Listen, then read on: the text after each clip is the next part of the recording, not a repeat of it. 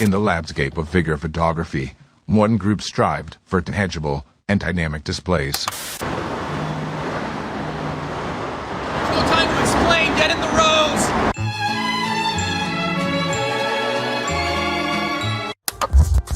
Y'all ready? Yeah, let's go. We are live, Boog. Oh, we are live. Yes, sir. We're officially back at it. Catchup.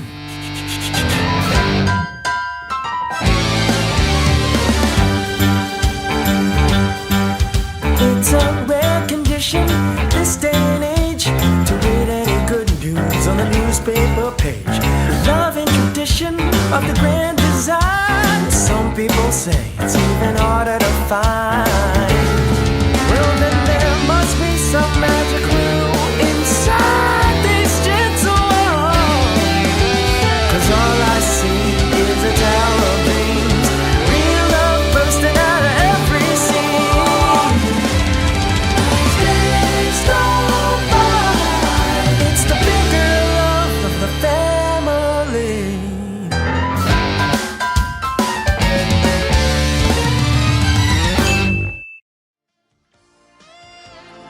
The Articulated Comic Book Art Podcast is filmed in front of a live virtual audience and is funded in part by viewers just like you. Thank you.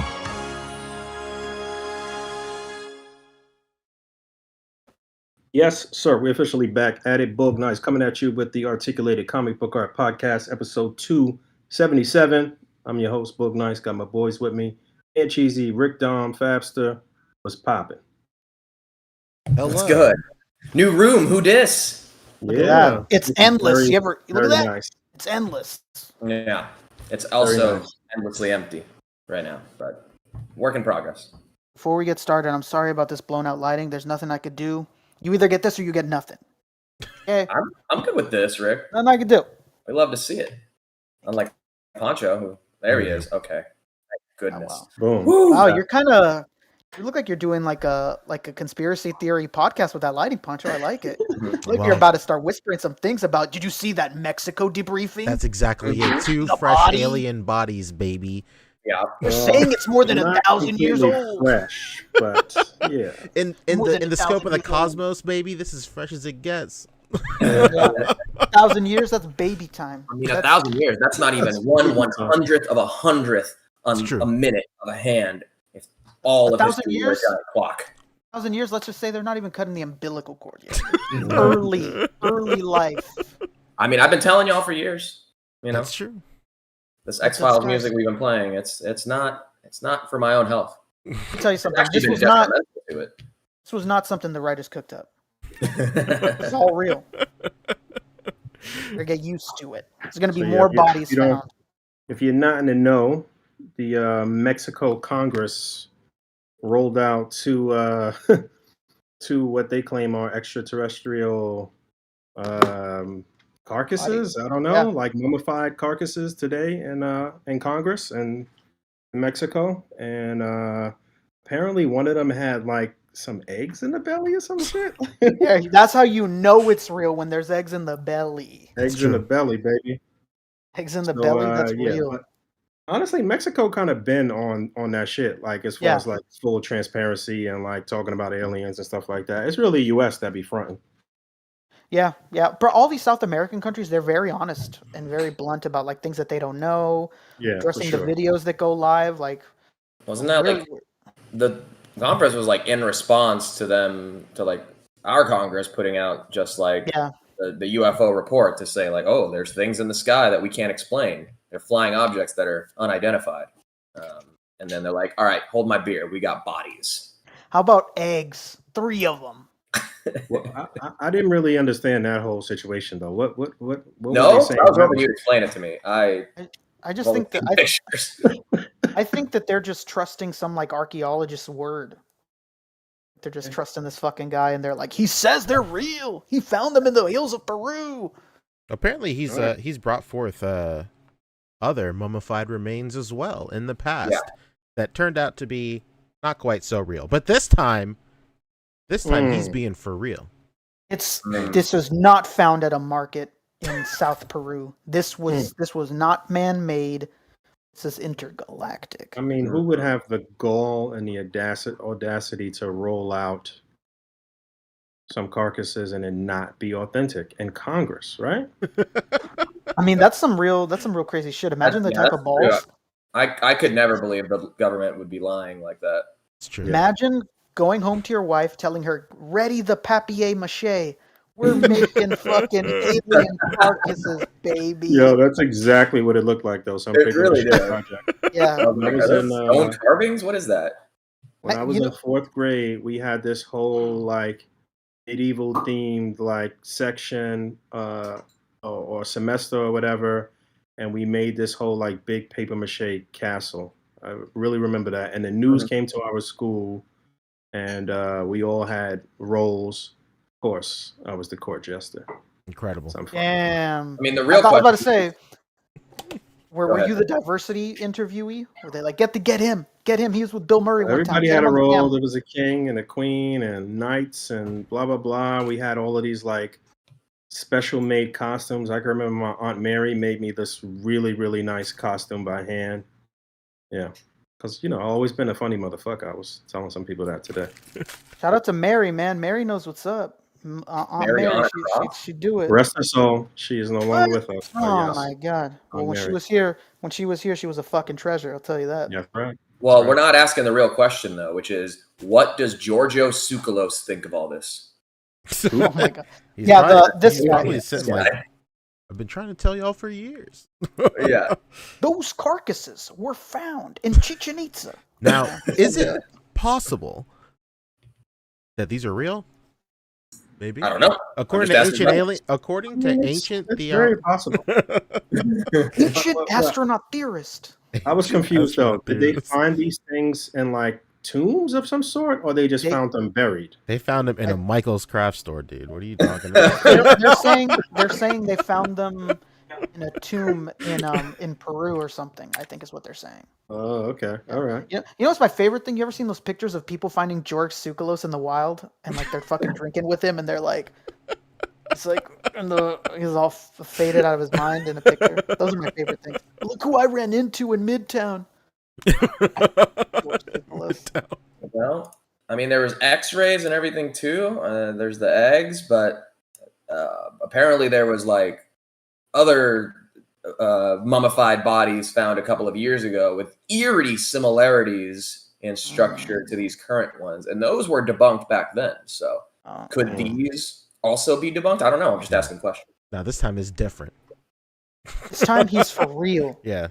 There's no I do think that we have recovered bodies before, but I don't know that these look that authentic. Well, all those military majors, when we had our congressional hearing, they said as much. They said they did. They sure did. We talked about that a few weeks back.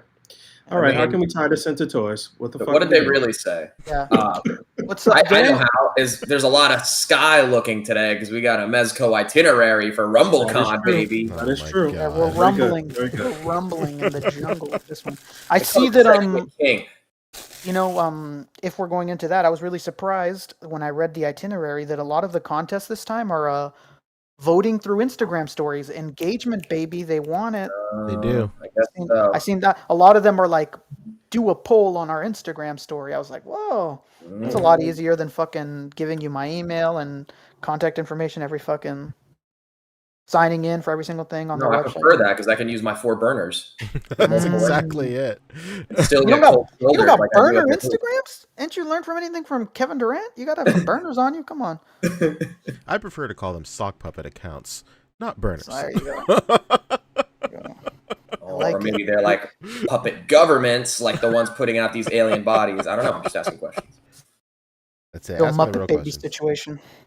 But yes, Mezco announced like over the weekend that RumbleCon would be coming September 20th through the 22nd, I guess. And immediately day after, they were like, all right, here's the itinerary. Here you go. And it's RumbleCon. Just for a little context here as to probably why it is those dates. Hasbro Pulsecon starts on the 22nd. Yeah, and Toy Fair is coming up too. Yes. And I'm assuming they don't want to go to Toy Fair no more. I think. Wait, is Toy Fair the 30th? Am I bugging? No, Toy Fair is I forgot. I don't know. Is it next month or is it September? I thought it was the end of September, but maybe it is in October. No, you might be right. Maybe Toy Fair is September 30th. New York Comic Con is like the 13th or some shit like that, right? September 30th through October 3rd is Toy Fair. Okay. Yeah, I remember you saying so- that last week. I remember you saying the 30th last week, and I think you looked it up last week when you said it. I was right on both counts. I said late September, early October. You did it I again. knew I could count on you. I knew it. You're the man to ask. Mm-hmm.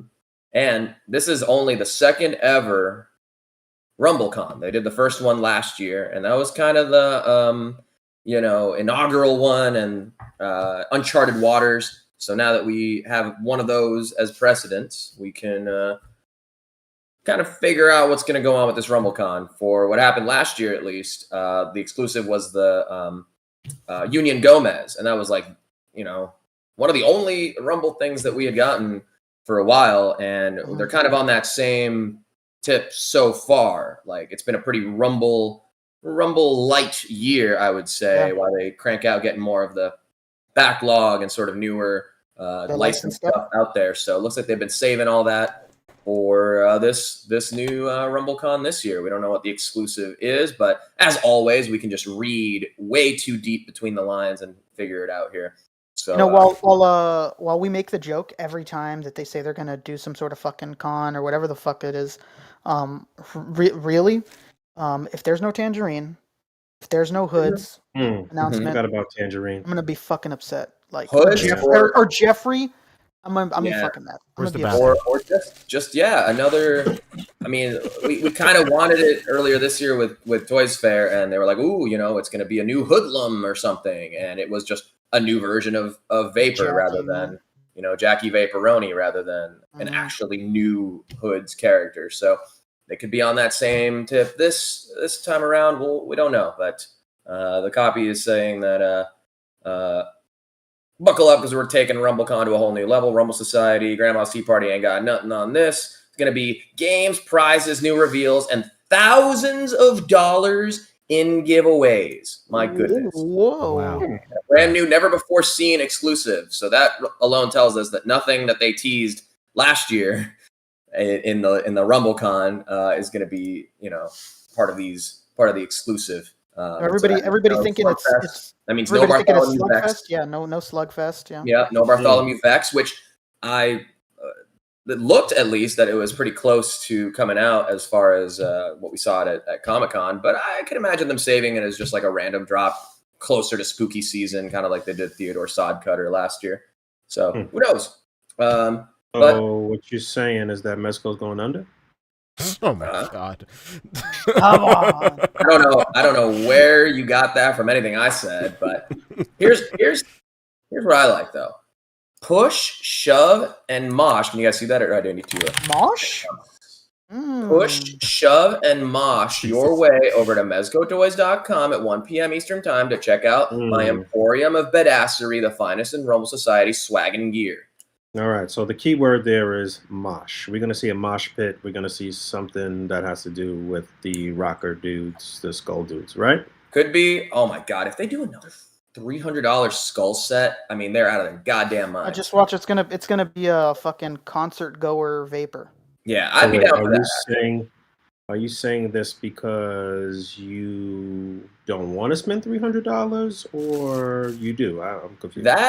It's kind of a lot for them to not have put out, something Rumble related for a while. Other than I guess the mech suit and all that was, I guess, sort of the last thing we got, and then the Gate from Hell. Yeah. Do we need another pink skull set? I don't know. We've already gotten 2 in pretty quick succession, plus the original. Could be like a new. Eddie, I'm just thinking it's going to be something musical instrument or band related in some way. It could even be like hip hop related. I don't know. They do mosh pits at hip hop shows. I don't know. I'm just asking questions. It'd be funny. It'd be like a rapper Gomez. That'd be funny. A real 8 Mile situation. Everybody in the 212. Yep. Yeah. That's not a bad guess. That might be it. Well, I don't know. They use mosh pit. You don't really. Yeah. Mosh, yeah, no. Rap shows. So that's interesting. And I mean, the only hint that we had last year was like, hoodlums something, and it led us to believe that it'd be like, something Oh, they mentioned something about a penny arcade. So that was what There we go. That's what it was. Made it sound like it was going to be some old timey thing, and yeah, it ended up being that new vapor, old timey turn of the century vapor. That vapor that for like 2 days everybody thought was racist. Yeah, right. We were all like, "Man, what are they doing over there?" And then he turns into green. Yeah. So that'll be on the 20th, which I believe is what, a Wednesday? I don't even know. What is time anymore? Yeah, that's a Wednesday. Will be a Wednesday, yes. Yeah, the 20th is literally a week from today. Actually, I just realized. So that'll be the drop at 1 p.m. Eastern, of course, 10 a.m. here for me, Pacific time. You too, Rick. Actually. Yeah. I'll be ready just to see what it is. Yeah. I like how they're just calling it the drop. Great, because that's actually what it just is. Because it used to be like preview night, and it took place at 1 p.m. in the afternoon, and all that it was the drop. So yeah, we're just being upfront about it now. There you go. So day one, which would be Thursday, you're gonna have activities. Remember activities and how much we all love doing them? I call them funtivities, but sure. Yeah. Ooh, funtivities. I call them lactivities because I find them lacking sometimes, but that's just me. This one, as you said, Rick, they're doing more of the like story engagement, which they have done before, as far as like, hey, who should win in a fight between Doc Nocturnal and Nosferatu? Cast your vote, whatever. So it seems like it's going to be that kind of thing again. The Rumblers are throwing hands again. Head over to the Instagram story, cast your vote. The main thing we want to look at in this thing is usually what is included in the prize pool, because sometimes in years past, outside of RumbleCon, but just in their other events, they've put out like unreleased Mezco product or teasers of or calling something by name that isn't actually out yet. And I don't quite think that they have that this year. But once you cast your vote, 25 random winners are entered to win a Void Cadet Gomez, Sans Void's strike suit. I don't know. Don't get excited. All these are 112 collectives. I shouldn't even need to specify. Cousin Eddie with Bella, Creek 13, Eradicator Hornet, and a posable life-size Agent Gomez, which when I first read it, I'm like, wait a minute. Is that just the paper craft, like, foldy thing that goes on the door? I think that's what it is. That's definitely going to be what it is. Yeah, it is. Then there's going to be reveals, 3 of them at 12, 1, and 2. And there you go. Then there's going to be a Rumblers Roulette. Oh, do another Instagram filter, post a selfie, 10 random winners. Spin the choice, baby. People love spinning. People love choices. Some of this stuff, like, it doesn't feel like it goes together. Sure, like a Union Gomez and a Black Skull's Death Brokers, but Barbarian Booster Kit and the Doc Nocturnal silkscreen poster that's, been around since DesignerCon 2019.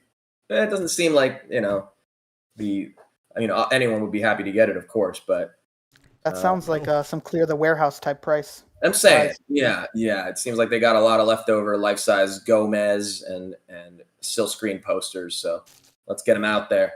Then day 2, September 22nd. That's a Friday. We'll be on. We'll be on. There's going to be a Pink Skulls Punk picture puzzle. Say that a few times. Fabio, are we really going to go through the whole itinerary? He's almost done. He's almost done. Literally almost done. It's really only like for 3 days. Like by Saturday and Sunday, we'll be free and clear for all the Pulsecon stuff. Thank God. Yeah, right. It's going to be a 300. It's like a spot the differences type of thing. Great. 4 random winners get a $300 gift certificate to Mezco Toys. Love it. You love to see it. That's the one I'll win. Mark it. I'm going to win it. And then Friday, we'll have 4 reveals. Oh, my goodness.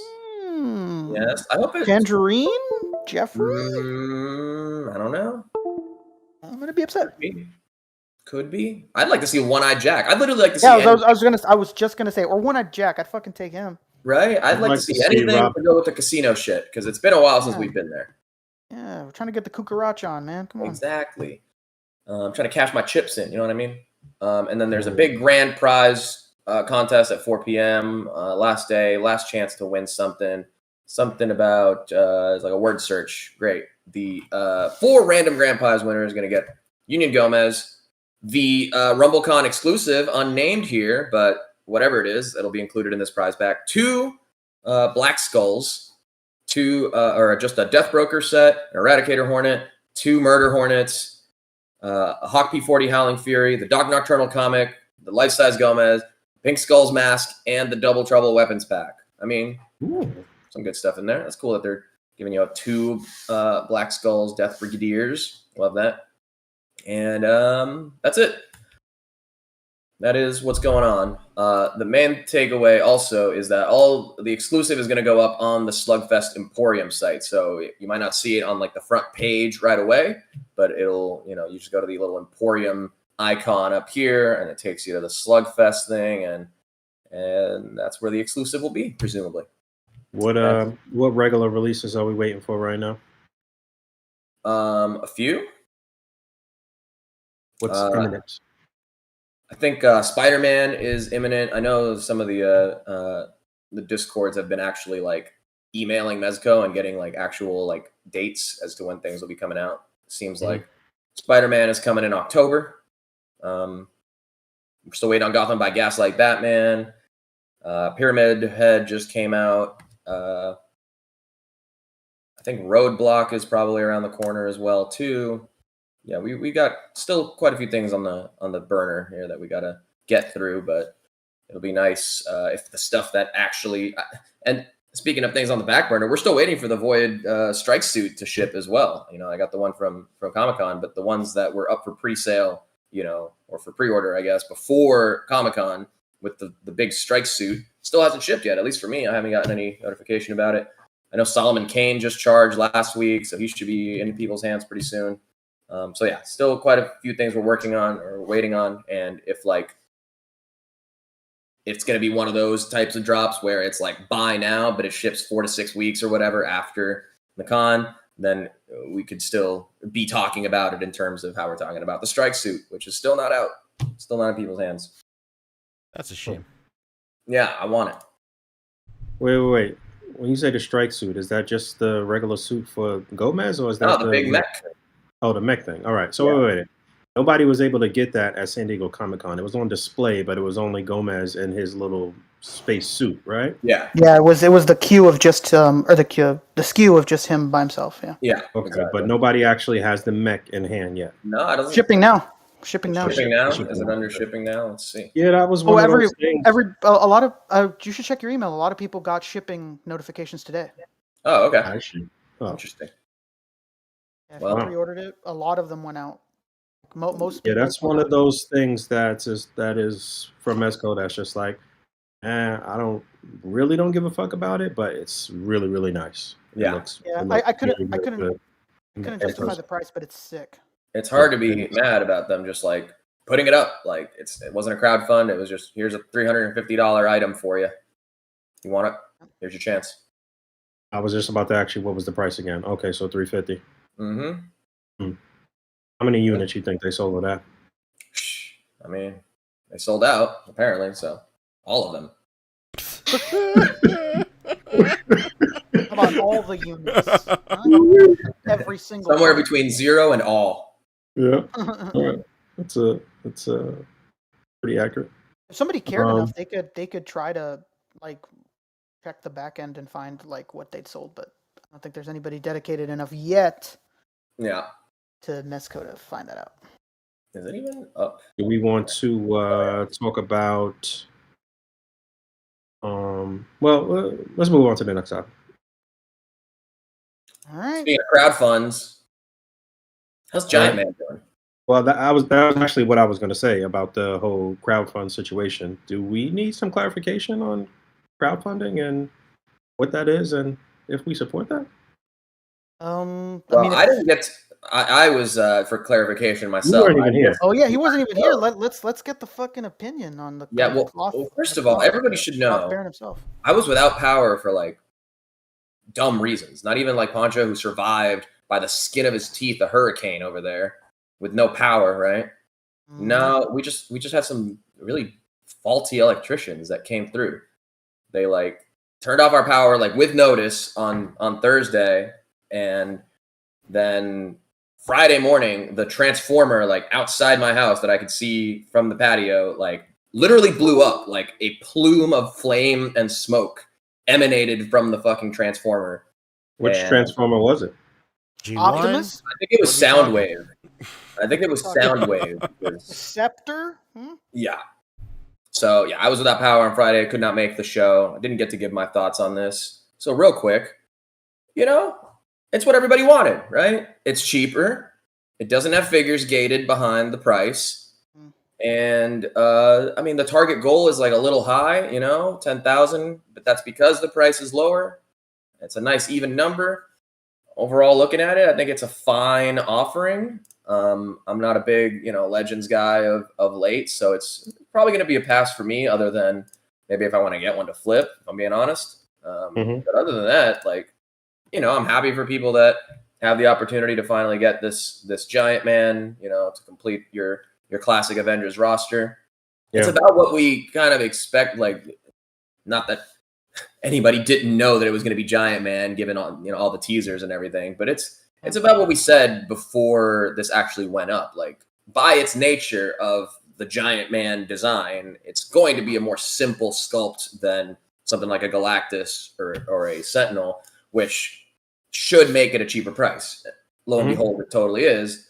And, I think they did some good things here to make it, to kind of class it up as far as the suit texturing and the little zippers and everything behind his finger articulation is really nice. Articulation, toes, the fact that this big harness is rigged up in a way that it won't just float there. It should sort of, it goes underneath him apparently. Yeah, we're not really 100% sure about that yet. That was a little point of contention. Yeah. I personally think it should have been, also hard sculpted on there, especially if it's going to have the ab crunch anyway, maybe because of the diaphragm, they chose not to do that. I was a little not confused. I don't care that much, but I always was doesn't Giant-Man have the circle as part of the harness? It's a circle and then the things come out. That's just how I remember from Earth's Mightiest Heroes. Me too. Interesting that they want to just Heroes. Jesus, man. Isn't that what it's called? Avengers EMH? Come on. EMH, baby. That I didn't watch. Come on, man. We're going comic based here, not cartoon. Hey, I found it very interesting that you said. A good change of pace. What you say, Rick? I said Fabio talking cartoons is a good change of pace. That is true. That is fucking true. Well, we got to take our wins. Too predictable now, can I? Where we can. Young ones. So again, I think they did a good job of making what could just be a blank body, buck, and you gave it its textures and all that. Yeah, there's pictures from that con where people went really close to it and showed off how much detail and sculpt is on this thing, and it's nutty. It's crazy. What was that? That was up in Canada, was it? South Florida. It was at D23. Oh, that was Florida. Nation 23. You know why I thought Canada? Because I feel like Kevin had the scoop and Yoko was there or something. So Yoko was there for Rock Love, and Kevin asked her to get some photos and all that. I see. Boots on the ground style, Got it. Funny enough, my best friend was at D23, and he was at the panel, and he was like, "You see this shit?" And I was like, "Yeah, I did, but I really appreciate you thinking of me and sending me these pictures. Also, are you allowed to be taking pictures?" He was like, "I don't know." Yeah, I had a very famous thing in D23 where Men in Black came to me and were like, "Give us your phone," and they went into my fucking pictures. They deleted every single thing I took a picture of. They went into my trash can. They emptied the trash can. Oh no! And they were like, "Don't fucking take it out again." And I was like, "All right." Can I get a selfie before, real quick? Can I say that I met you though? Or? So, it's a giant Marvel legend. What I don't know what else we expected. The size is kind of what we predicted too, smaller than the Sentinel, smaller than Galactus, definitely. Yeah, there's a lot of pics floating around with the three of them kind of digitally side by side, I guess. Yeah. Giant-Man, a little bit shorter than Sentinel, and then next in height is Galactus. But what do you think about the crowdfund situation? We talked about that a bit last week, and every single Haslab has pretty much been a crowdfund situation. No? Yeah. Okay. Just listening back to the show you guys did, I guess I'll echo some of those points as far as this didn't need to be a crowdfund, but with such limited retail space, Hasbro is not going to take the risk on putting this out at retail and then seeing it go to clearance for $75 because Target just needs to get it out of there or whatever, you know? Yeah, and it's not just that. It's these stores having to say yes. Like, and it's not just them either. It's Mattel's done so many of them, like with the fucking He-Man stuff and the WWE things, and then Takara's done theirs with the Enterprise and then the DeLorean. Like, it's not just them wanting it. Like, they have to say yes too. And you know, making a fucking million Sentinels and like a million of these Galactuses, it must be crazy. I just don't think it's viable. I don't think it's realistic. I just don't think it's realistic. Maybe this Giant-Man, a little bit more so. But definitely this Galactus, the Sentinel, there's no way. You're out of your mind if you think that would work. And but does you don't this understand, you don't understand even the before business. the crowdfund thing was around, remember when all those TIE fighters went to clearance for like $20 at Toys R Us? Yep. It's not just what, you know, at the end of the day, we said it before, Hasbro's already made their money. So, you know, we're not talking about Hasbro taking a hit, but these stores are going to take the hit. And they're not going to want to order things like that again. And like I said, it's not just Hasbro. There's the Jurassic Park ones, the WWE ones, the He-Man and the fucking Snake Mountain and the castle and shit. Like, there's just no way. There's no way that these companies are going to... There's going to be a product run of like 1 million of these things and that they're going to be in store shelves. There's no way. I will say this Giant-Man is maybe more plausible. You know, there's no extra figures. It's just face plates. Maybe you could break this down, but there's no way you're going to break down that Sentinel, the Galactus, the Snake Mountain. You know, it's just not realistic. What's the con or crowdfund for the regular consumer? How does that hurt the regular consumer? What? Well, I mean, is negative? Who doesn't want to go into a store a year later and pick up a fucking Sentinel for like $50? Yeah, right. I guess that's where it hurts. You know, like that opportunity doesn't exist. You know, that'd be nice. Like, I'm sure availability, like anybody that didn't, you know, order won't have any regret because it'll still be in a store. You could try to hunt it down. You know. Yeah. Or you could stash it underneath the shelves and wait for it to go on clearance. Does it matter that? Yeah. Does it matter to you guys that when you do this crowdfund situation, that they take and hold your money for however long before it releases? Does that really we want to talk about? I mean, we've mentioned on the show how Mezco taking NRDs has taken, you know, interest-free loans. This is actually an interest-free loan. Yeah, this is 100%. This is a fucking whole thing. Yeah. Yeah. I'd prefer an NRD. I mean, I understand the corporate spin of it too, as far as like, I always say this, like they always want to act like they're doing you a favor, you know, like, oh, we're putting out this once in a lifetime sort of dream project thing, and this will be the only way you get it. It creates that FOMO or whatever, you know. I get how that's like a little predatory, a little anti-consumer. You know, these companies got to make their money, and oftentimes it's at the expense of the consumer. And we've said it here before, like. Most of these companies just think that we, the consumer, are just an obstacle between the company and their money. Yeah. And, you know, great for people that like want this and think it's, you know, something that they definitely need in their collection that they're willing to pay full price for upfront and, you know, wait a year and some change to get. You got to be, you know, about it. If you're that consumer, then great. But I think the average Marvel Legend collector these days is the wait for clearance collector. And something like this would be of almost every line. Exactly why they don't want to do it. And you know, I don't know that that's entirely like, you know, fuck you, the consumer, but it is very much them playing it safe. I mean, everything about this offering is them playing it safe. You know. Yeah, and you know, this definitely is not like when they do these sort of things. I don't mean to offend anyone, you know, at Hasbro, but this definitely isn't for our benefit. You know, they want to make money. This shit is a business. I've said it almost 3 weeks in a row.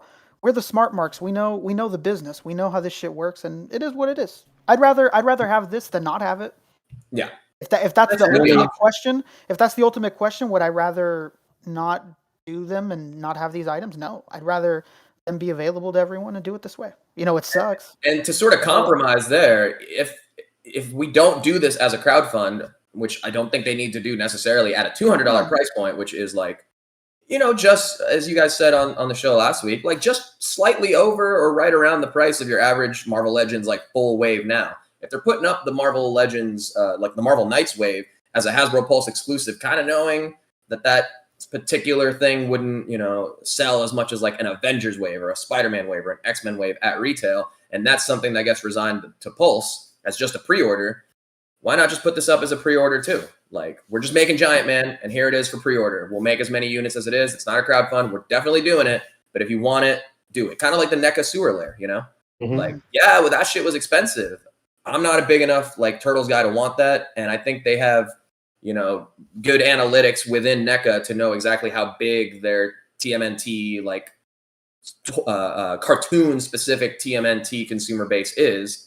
So they probably baked the price into knowing kind of how many units they would be making out of it, which to us seems expensive. But if you are a completist of TMNT cartoon stuff, then sure, like here's your opportunity to have the thing to put your van and your turtles in and get multiples and put your street scenes on top.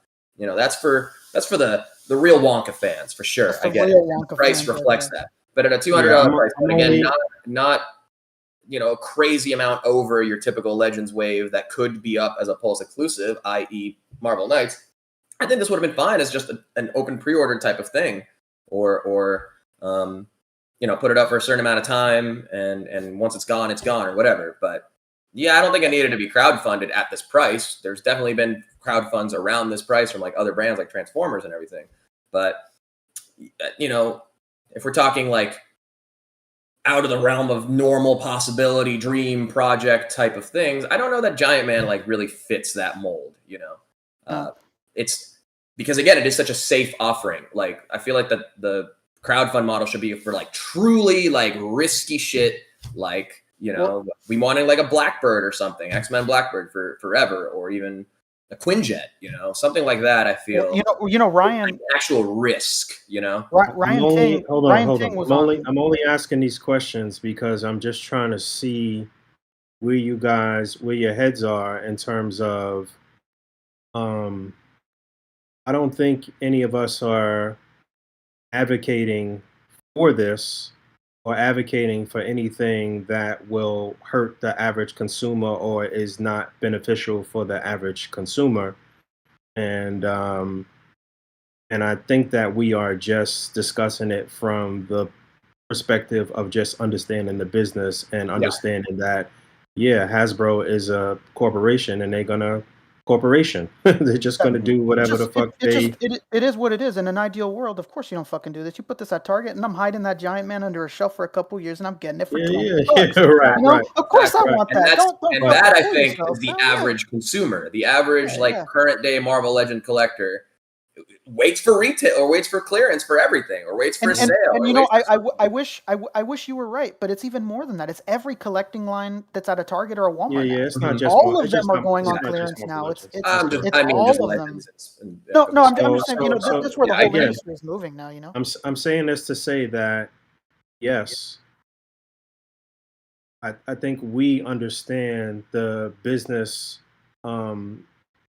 The business model here and what they're doing, but I don't think that it hurts the average consumer enough to really give a fuck about it. Like, it's not one of those things that's so egregious that it's like we have to go nuts over it, but I'm still not saying that any of us are advocating for this or saying that it's a good thing or that we on the side of Hasbro when it comes to whether or not to do a crowdfund. I don't think there's any collector that doesn't want these in a Target or a Walmart. Of course we would. That's fucking great. That's a dream scenario. But realistically, it's never going to happen. It's just not something that's viable. I don't think, and it just is what it is. It sucks, but oh well. It's unfortunate. That's life, baby. I don't know. Unfortunately, people have supported this in the past enough that they've proven that it's viable to keep doing. And shout out to Wade, who had Ryan on his show last Friday after we were on. Ryan was very blunt. They need a win. They need a win, and this is a win. I think regardless of if it's not like super fast or anything like that, like the other stuff, I think this thing is going to get funded at the very least, just to the standard getting made number without an issue within the 40 days.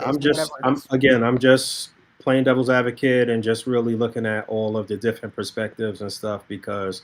The EOV was a problem because it was too expensive and it was too expensive. Figures that people really want. I don't know what you're saying. What'd you say? It wasn't like, you know, if you're celebrating a 60 years of Ghost Rider or whatever the hell it was, you know, was Robbie Reyes the one to do that with? Does that right? Or There you was know, a lot of different problems, but at the core, people were saying that it was overpriced. Yeah. Now they come Yeah. with a thing that's pretty reasonably priced, and now, oh, this shouldn't be crowdfunded. It's just like I feel like the goalposts keep moving, and it's like a lot of like, I don't know, just a lot of like something for nothing. Like I don't know what people actually want. Like I don't know what the. It's a very thin line between people that are just like enjoying the hobby and having a good time, and all of these like I don't know, just negative campaigns to just be like, oh, this is bullshit. Oh, Hasbro's evil. Yeah, Hasbro's fucking evil. Hasbro's a corporation. You're like, yeah, that's what it is. That's every fucking big corporation, no matter what it is. If it's fucking General Mills, like they trying to get to the bread, like it is what it is. But are you actually personally getting fucked over by it, or are you actually getting what you want? Are you getting your sugary dose of cereal in the morning? I mean, what is it? What are we doing here? At the end of the day, like Marvel Pancho, Legends you've been fans just want to auspiciously collect quiet. Marvel Legends and put together their teams and whatnot.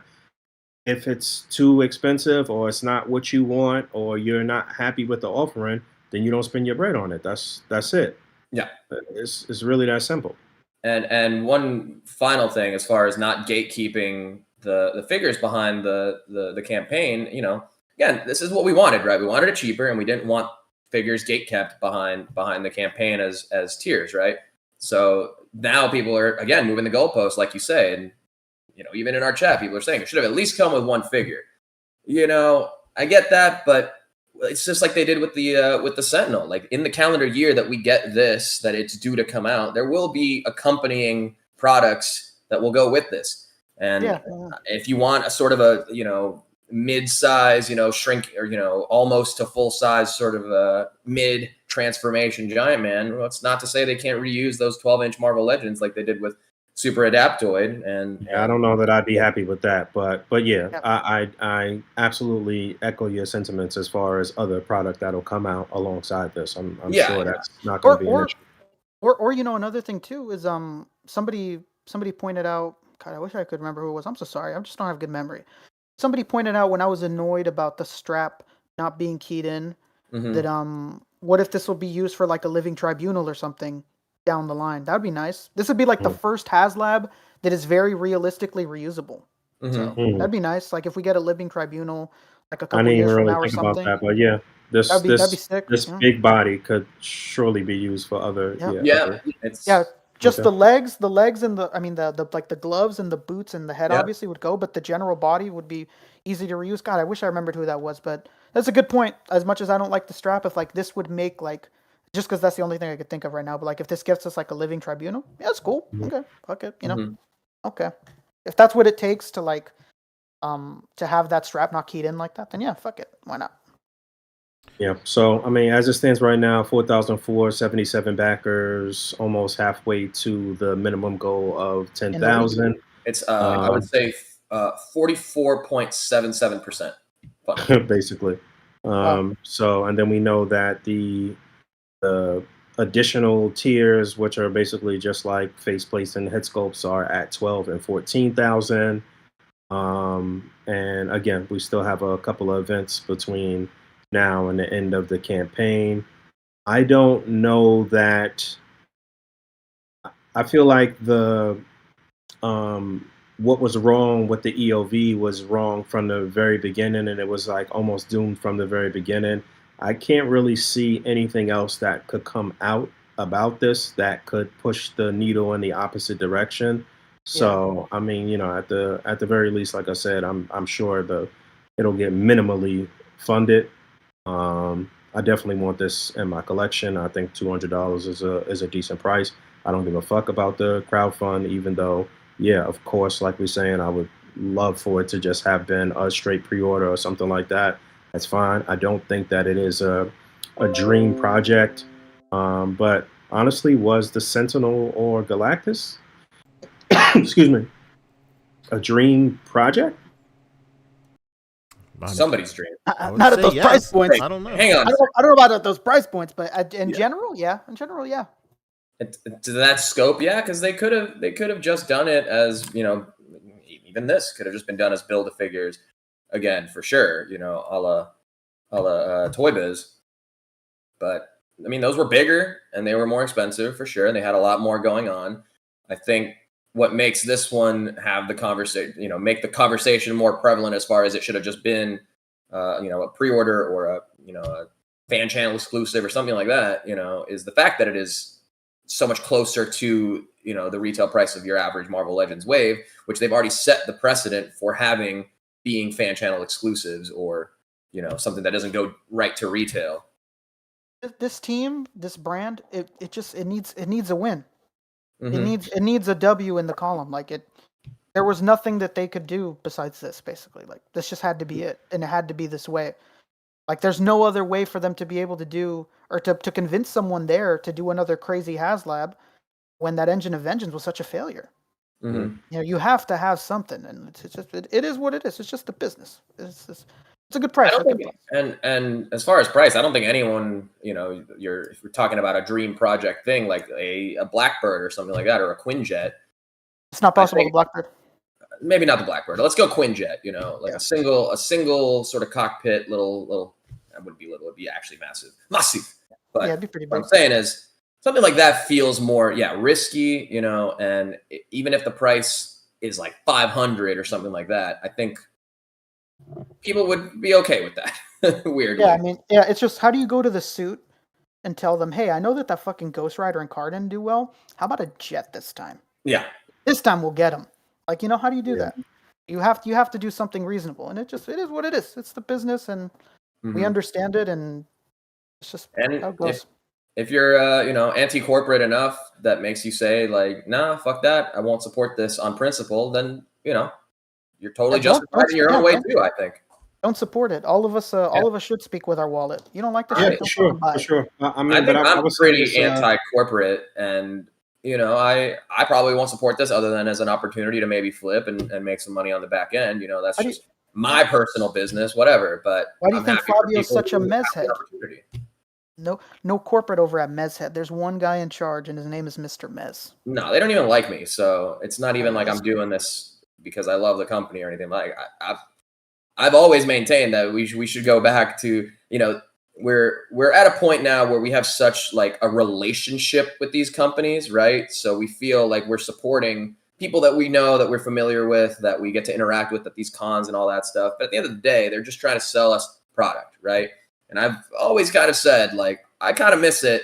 And, you know, I think we should go back to the standard business model of company puts up product, you pay for the product, you get the product. End of relationship. I think what a lot of people are forgetting in terms of these Haslabs is that in a normal circumstance, a crowdfund is specifically made for a company that doesn't have the assets and the money to fund a project that they otherwise wouldn't be able to. But when it comes to a company like Hasbro, who's arguably the most wealthiest toy company in the world next to McDonald's, probably they don't have to do it. But I think when it comes to this, and I think this is something we said from the very beginning, is that's not even the point they're coming from at all. When it comes to crowdfunds with Hasbro, it's not a situation of gathering the funds to make it. It's all data collection for them. All of this is basically just a front end for how they can squeeze that profit margin tighter and tighter and tighter. They could put this up on Hasbro Pulse and just take an open pre-order for all this stuff. They can absolutely do that. But then they run the risk of overproducing, or maybe even underproducing and seeing that they could have made more money. But with a crowdfund, it is not, especially with Haslab, it is not a situation where they're trying to gather enough money to make it. They're trying to see how many people are willing to pay that price so they can make exactly that much, so they can make as much profit as possible while making as little overstock as possible, because they don't want to be held. They don't want to be left holding the bag with extra product and stuff that doesn't sell. They want to make as much profit as possible. And I think with all of us, that is something we're all extremely aware of. So at the end of the day, when we talk about this stuff, when we talk about all the tiers and everything, it's with that information already in the back of our minds. We've already accepted that this is the way it is. Unfortunately, this is just the way that we're going to get these projects. I know a lot of people have been saying, like, I wish they could have just put this on Hasbro Pulse, or like, why couldn't they have just done this in over a couple of waves?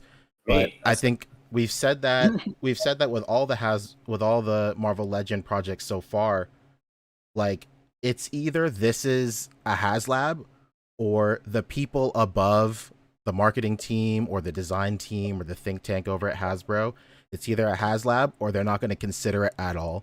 This is not a situation where they're saying like, okay, well, we just got to make sure that we have the money for this. It's like, we're not even going to entertain the idea of you making a Sentinel or a Galactus or a Giant-Man or Engine of Vengeance or anything, unless we know we can make as much money as possible.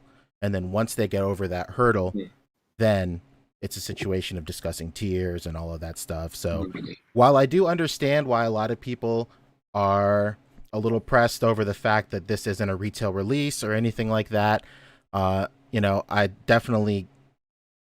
stand with everybody that has that opinion. But like, at the end of the day, I already know that's never going to be the situation, especially with Hasbro, because of just how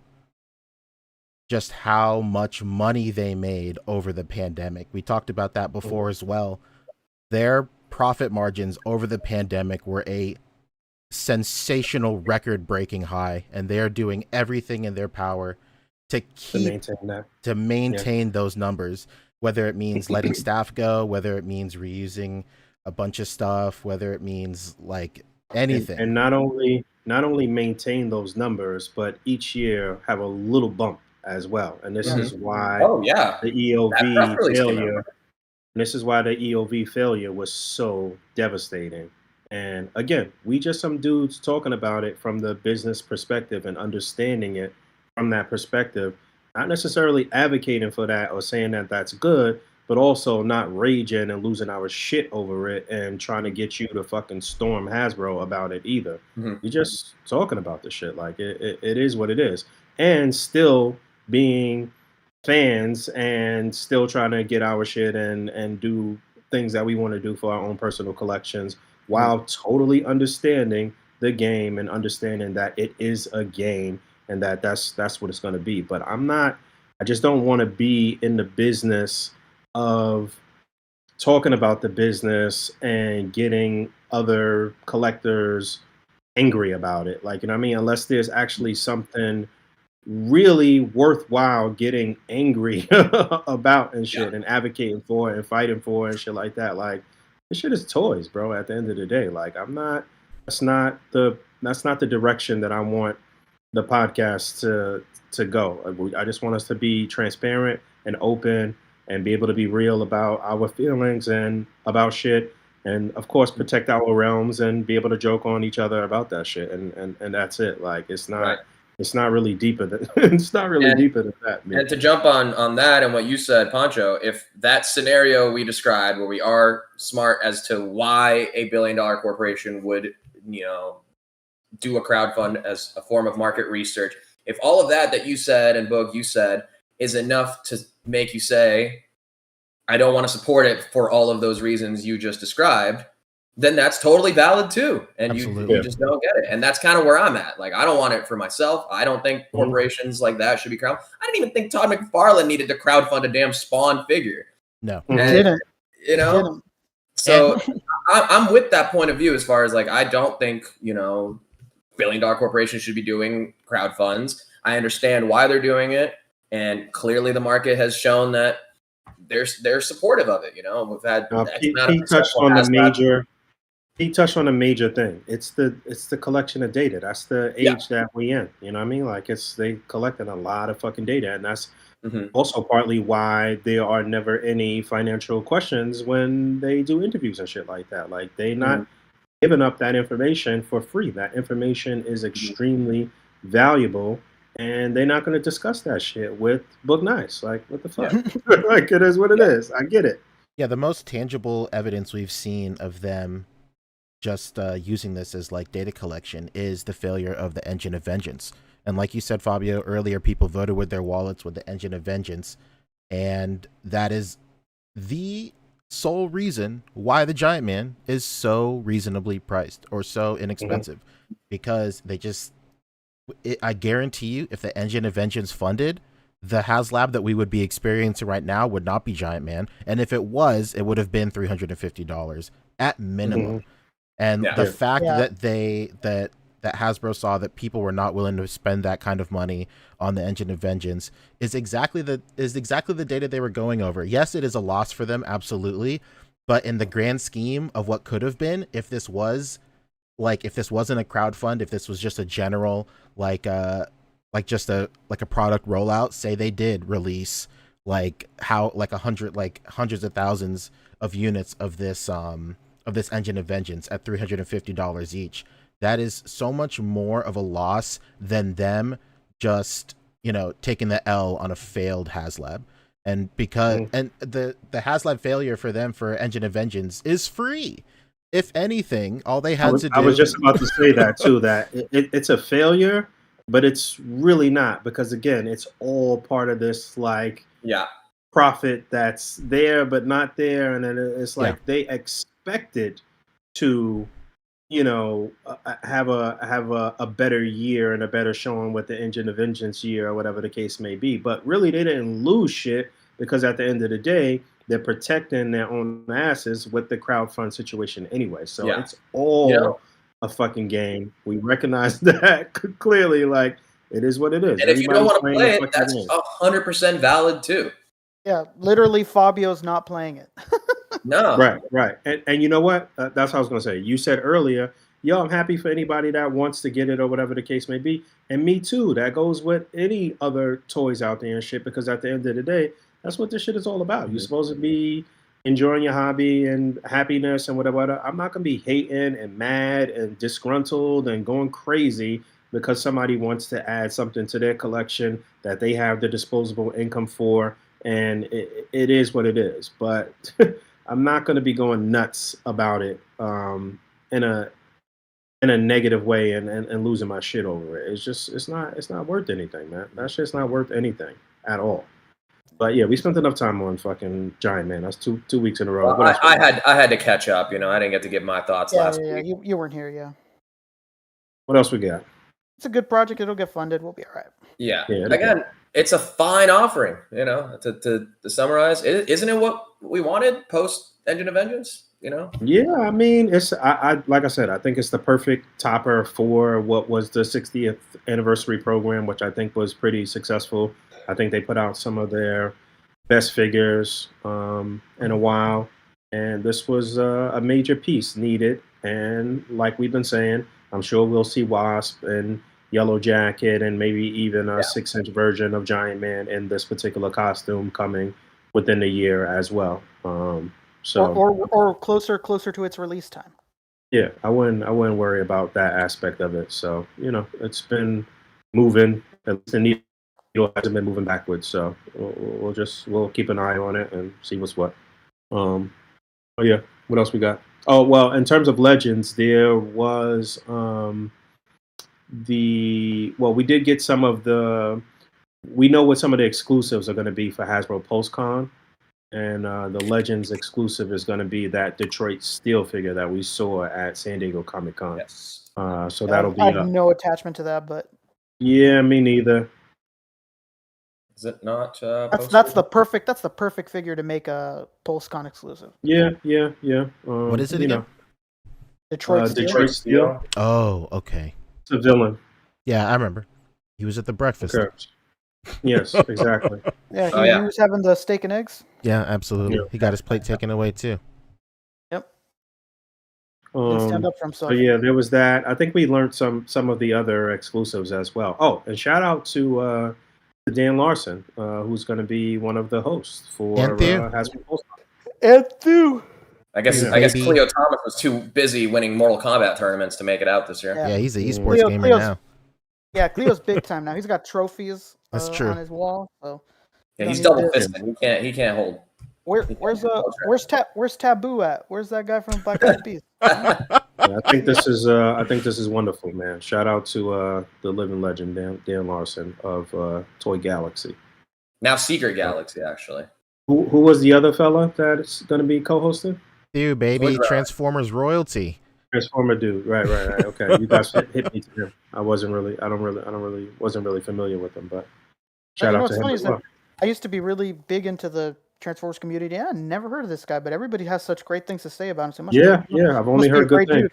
Yeah, it must be a great dude. Yeah, and I get pretty obscure in the Transformers world, so I can't believe I never ran into this guy or heard of him before. That's crazy. You're great things though. Do we know the what were the other exclusives that they revealed that's going to go up? Oh, the G.I. Joe exclusive I know is the twins and Baroness in their Crimson Guard outfits that we saw at pack, right? What's that going to be like $80? What's that going to be like $80? I don't know, but that shit looks very nice. That shit looks expensive, is what it looks like. Yeah, it does. It's shiny and everything, so it probably is expensive. It's got 80 to 90 written all over it.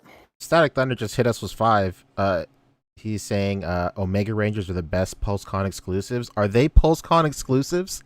Yeah, they are. Oh my god, no! I forgot. Last dying gasp for Lightning Collection, and they're making it exclusive. Who's got me? That's right. We had only saw like those real blurry images of those, right? Who's got me? They just released the images the other day. It's online, man. Nobody's got. Yeah, you're good. you're just not going to have that free shipping because you're not a Pulse member, I don't think, right? But you could buy it. Oh, you can buy it? Yeah, you'll buy it. Oh, yeah. Shout out to Static Thunder, by the way. What a great guy. Yeah. Okay.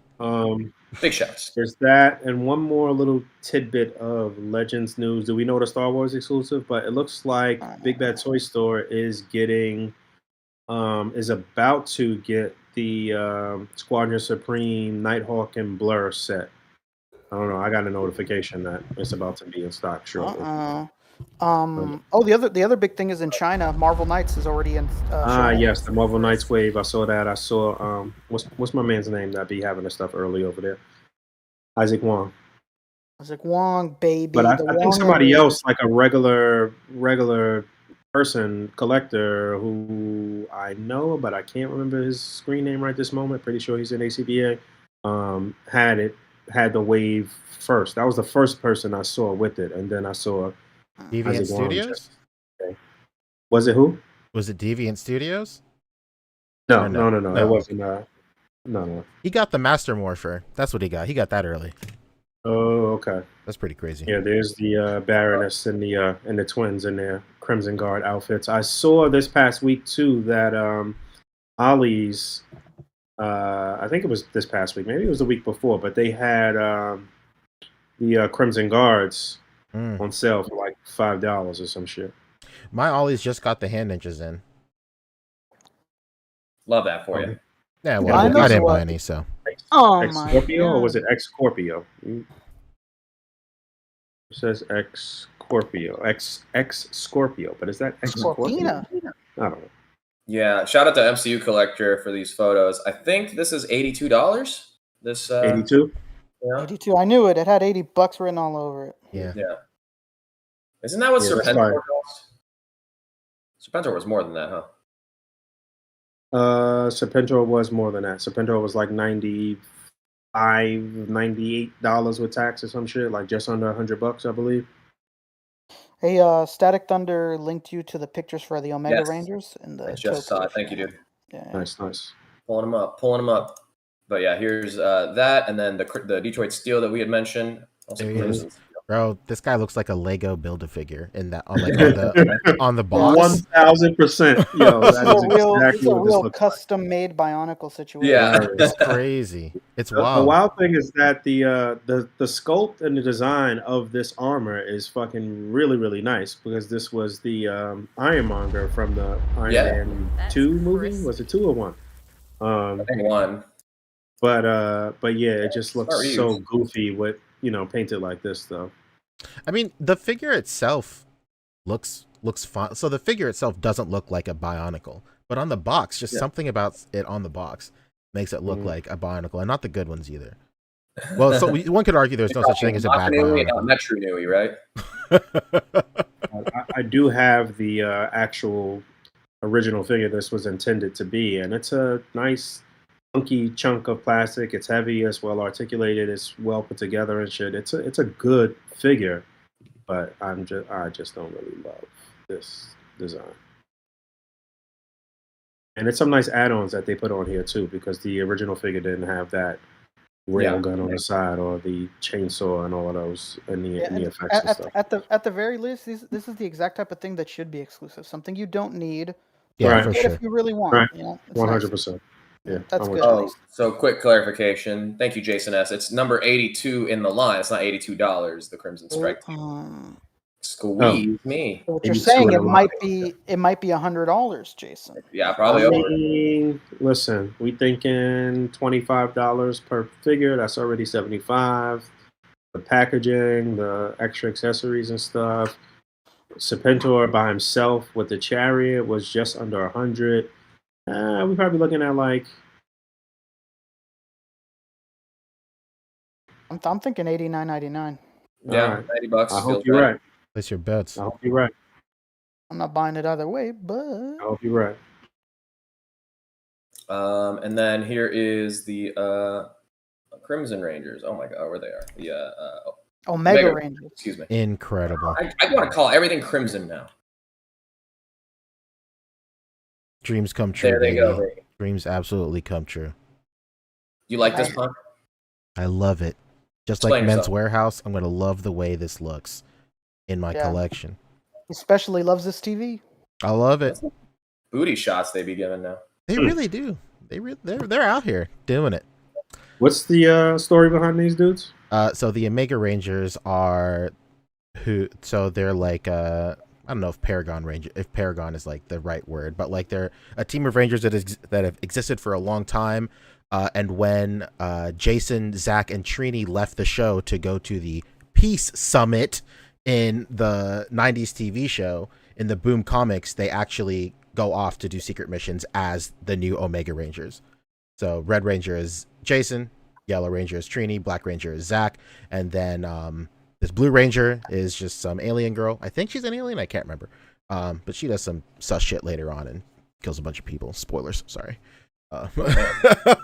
But it's a great team. I think this is like it's like the designs are really cool. Like this is like the first like American made Power Ranger design that like I genuinely mess with. It's very good. It doesn't look like too weird. Like the Cosmic Ranger suits look really weird to me. I don't know. I can't put my finger on it, but they just look so, I don't know. They look like theme park mascotty, if that makes sense, with like fake muscles and stuff. I just don't understand. But like the Omega Rangers, the suits look very, very nice. They kind of have like Ultraman vibes also a little bit. So I'm into it, dude. And it's always great to see the Boom comic designs get figure representation, because I think the Boom comics are probably is the best thing to happen to the Power Rangers brand in a very, very long time. So it's really cool that they are always getting at least some love, you know. And it seems like every Boom comic release from Lightning Collection is just something that everybody just like unanimously wants. Like Omega Rangers is tight. If you know about them and stuff, then there's no reason you don't want them. Omega Rangers is tight. All those like that Ninja Turtles crossover was super sick. So it's just all wins. It's very, very good. I'm very excited. Very, very disheartened to hear that this might be the last thing we get from Lightning Collection. Allegedly, but it has been confirmed that it is going on a hiatus for the next, I think, fiscal year. It's going on a hiatus, and we're not going to get anything from Lightning Collection. There's speculation like all over the community as to what that really means. I'm kind of out of the loop myself, so if any of my information is wrong, excuse me. But like, I really think it's because in case you're out of the loop as well, much like Mezco, possibly, who knows? But like, Hasbro acquired Power Rangers as a license a couple of years ago. They didn't know what to do with it. Shout out to Ebony Leopard. Correct me in the chat. She's an ally. I haven't read up that far yet. My bad. But like, so they acquired Power Rangers. They didn't know what to do with it. The new season that's coming out now is Cosmic Rangers. That's the first like solely Hasbro produced Power Rangers property that's coming out right now. It's only like 11 episodes supposedly, and there are no plans to do anything with it after that. I think that they're just putting all this Power Ranger stuff on hold because they're having a very deep and very serious conversation about what they want to do with the brand moving forward. There's a lot of different moving parts in terms of if they want to continue with the traditional Power Rangers formula that's been going on for a long time, or if that's dead in the water, and if they just want to reboot it entirely and just do their own thing. There's been like whispers for years if they just want to go all animated, they don't want to do live action stuff anymore. So I think the fact that Lightning Collection is on hold for the next fiscal year lines up perfectly with their whole brand reset of Power Rangers. Hopefully it comes back. You know, it's not like Hasbro hasn't put something on ice for a long time and then come back firing on all cylinders like G.I. Joe, for example. So hopefully that it's the exact same situation here. Who knows? All right. I wasn't sure if you said this, but it's just the 4 of these dudes. It's not 5, right? So there is a 5th Ranger. He's, get ready for the edge, baby, the Death Ranger. He's basically just Black Ranger, but with inverted gold colors, and his mask has teeth on it, and he's evil. He's evil as hell. So hopefully Death Ranger gets added because, you know, as edgy as it is quite a sick design. So that'd be cool. But, you know, I'm not holding my breath. I'm happy enough that we got this. So there it is. Oh, Lago really wanted the MMPR movie Rangers. Oh, me too, dude. I don't understand why they didn't. I say this all the time on the show. We all say it. We know that all these companies have an emergency project that they have behind breakable glass. And the movie Ranger suits is that idea for Lightning Collection. And the idea behind that sentiment is it's an idea that they know no matter what they charge, people will buy it. And if there is a certain demographic of people in the Power Rangers community that will buy anything, it's Mighty Morphin Power Ranger stands that think that it's like the best thing ever. And like the movie is like I don't know, like a nostalgic beacon in their minds. So if and when they do release movie Mighty Morphin Power Rangers figures, like they could do whatever they want with that. Like they could spread that thing out over like a couple of months. They could, like, I don't know, hawk some like weird Build-A-Figure in there with us or whatever. So they could do whatever they want, but I'm with you, Lago. I want that as well. It sucks they didn't get to it. All right. So yeah, that's Hasbro Pulsecon coming up. One more thing. The Star Wars Black Series one was the Star Killer. The Star Killer, right. We saw that at San Diego Comic-Con as well. Yes. Some good footage of it on my vlog that I put up on my channel. Some footage of the man. I was trying to catch up on Ahsoka. I had to turn that shit off, man. What? Yeah. Spoiler alerts. I don't know. This was one of the episodes, but she was like outside of the ship in the suit. Oh yeah. Fighting other ships and shit. What the? I had to turn that shit off, man. Okay. Rick, you're not there. Baby. All right. Loves you. Hey, you been watching this I don't know if they had announced that it was going to be a PulseCon exclusive back then, but we did see this, and we talked about this when they like first showed it. I feel like we talked about this forever ago. Yeah. They're just now releasing this? That's crazy. Yep. Could have easily been in hands at the con, but that's okay. Well, that goes back to, did they really want to ship all that stuff? They might as well just do it at their own con. It's free. Yeah. Well, I mean, Hasbro PulseCon isn't even like a physical con. It's just that's what I'm saying. Yeah. It's even nice. freer for them. Yeah, it's free. Sure. Here's a general rule of thumb for Hasbro. Remember, if they could do it for free, they'll do it. Yeah, for sure. And remember, right before the pandemic, they actually had their first physical, actual con. Hasbro, yeah. All right, so this just totally turned over to a total online thing after the pandemic anyway. So. Yeah. Well, I think Hasbro is, as well as hundreds of other companies, possibly thousands, hundreds of thousands of other companies, realized that You don't have to spend a lot of money Right. on like a real in-person event. You could just do this shit for free on the internet. Yeah. I mean, that goes back to the point about, listen, we're talking about a shrewd corporation. Like, corporation's going corporation, man. It is what it is, man. All right, what else we got? We had Super 7 on the docket. Oh, yeah? What for?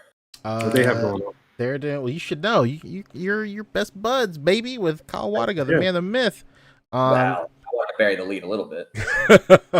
As far as I know, all I know about Super 7 is they're doing a bulk figure from Power Rangers, Bulk and Skull, which is wild to me.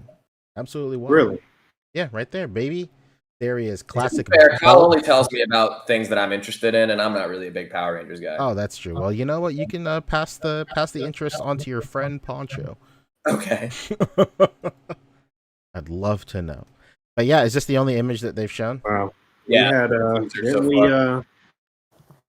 fantasize and almost predict that we might see these guys in the Lightning Collection line? That's it. Yeah. Yeah, and who knows? And who knows what's happening to that line in general? Exactly. Yeah. He was just filling us in on that. They also did just put out this Rita. This Rita is out now. There she is. Yeah, I think Kevin put out a review for it. Yeah. Good old Going around, Kevin. Yeah. No, really? Pancho, you're the PR guy. What's up with this? I mean, Power Rangers. So I could be both, baby. It just it doesn't have to be one or the other. We were many hats with this one. So this is Rita Repulsa as she appeared in the old promotional art and the pilot episode of Power Rangers. This is how they had her colored in just the weird promo art, and I guess it was because that this was the way her suit looked in the pilot as well. And you know what, man? As weird as this is, like, there are people out there that will buy this, no question about it. I think this is a very interesting. I'm on both sides of the fence when it comes to this repaint. Like, it really bums that it is the exact same price as the old one, supposedly, and it comes with less stuff. That stinks, because the first one came with like her big ass telescope and everything. This one does not, unfortunately. So that sucks. It sucks that it's the exact same price, but you get less. But on the other hand, this is like the perfect use of a repaint. Something that is so niche and so hyper focused, especially in a fandom like Power Rangers, where there are definitely a lot of people that meet this criteria of being like so into this shit, whereas something like this is like super exciting to them. I'm in a Facebook group for Power Rangers figures and stuff, not just Lightning Collection or whatever, but it's like a general like buy and sell and just general figure group for Power Rangers stuff. And like, reactions were pretty positive about this, and I was like, am I in the fucking Twilight Zone? What is happening? But once I learned the context behind it, that it was like promo stuff, and I was like, okay, this is kind of cool. Like this is if anything, like, this is like the dream scenario for people like us. Like, somebody's in your room. This is a conversation piece, baby. Oh, this is Rita Repulsa? Why she look like Ivan Ooze, baby? And it's like, well, as a matter of fact, get this shit. This is how she appeared in the promo art and the pilot episode. And they're like, oh my god, wow, that's so interesting. Please tell me more. Well, if you have time, let's I don't know, let's go out for coffee or whatever. Oh my god, that seems like great. It's right up Super 7's alley in terms of doing things that are kind of like a one-off and exclusive color ways, and that's what they do. So, and it's always when you're a company that's making a license that somebody else is really popularly making right now, like, it's always good to make something they're not going to make. Mm-hmm. Well, they're not making anything, so there you go. Allegedly, it's all wins for them. The Cat's Lair is also ending very, very soon. September. This thing hasn't ended? Are you? Yeah. Let me see. Like we echoing a little bit. I don't know what's going on. It's because I have headphones. It can't be me. How we doing on the cuts, Lair? There we Is go. there anything else that we've been tracking that's still up right now? No, but Street Humans soon. Listen, I was a little late. Well, nobody knows I was late because we all started at the same time. But I actually have one of the Street Humans in hand and shot a review a couple hours ago.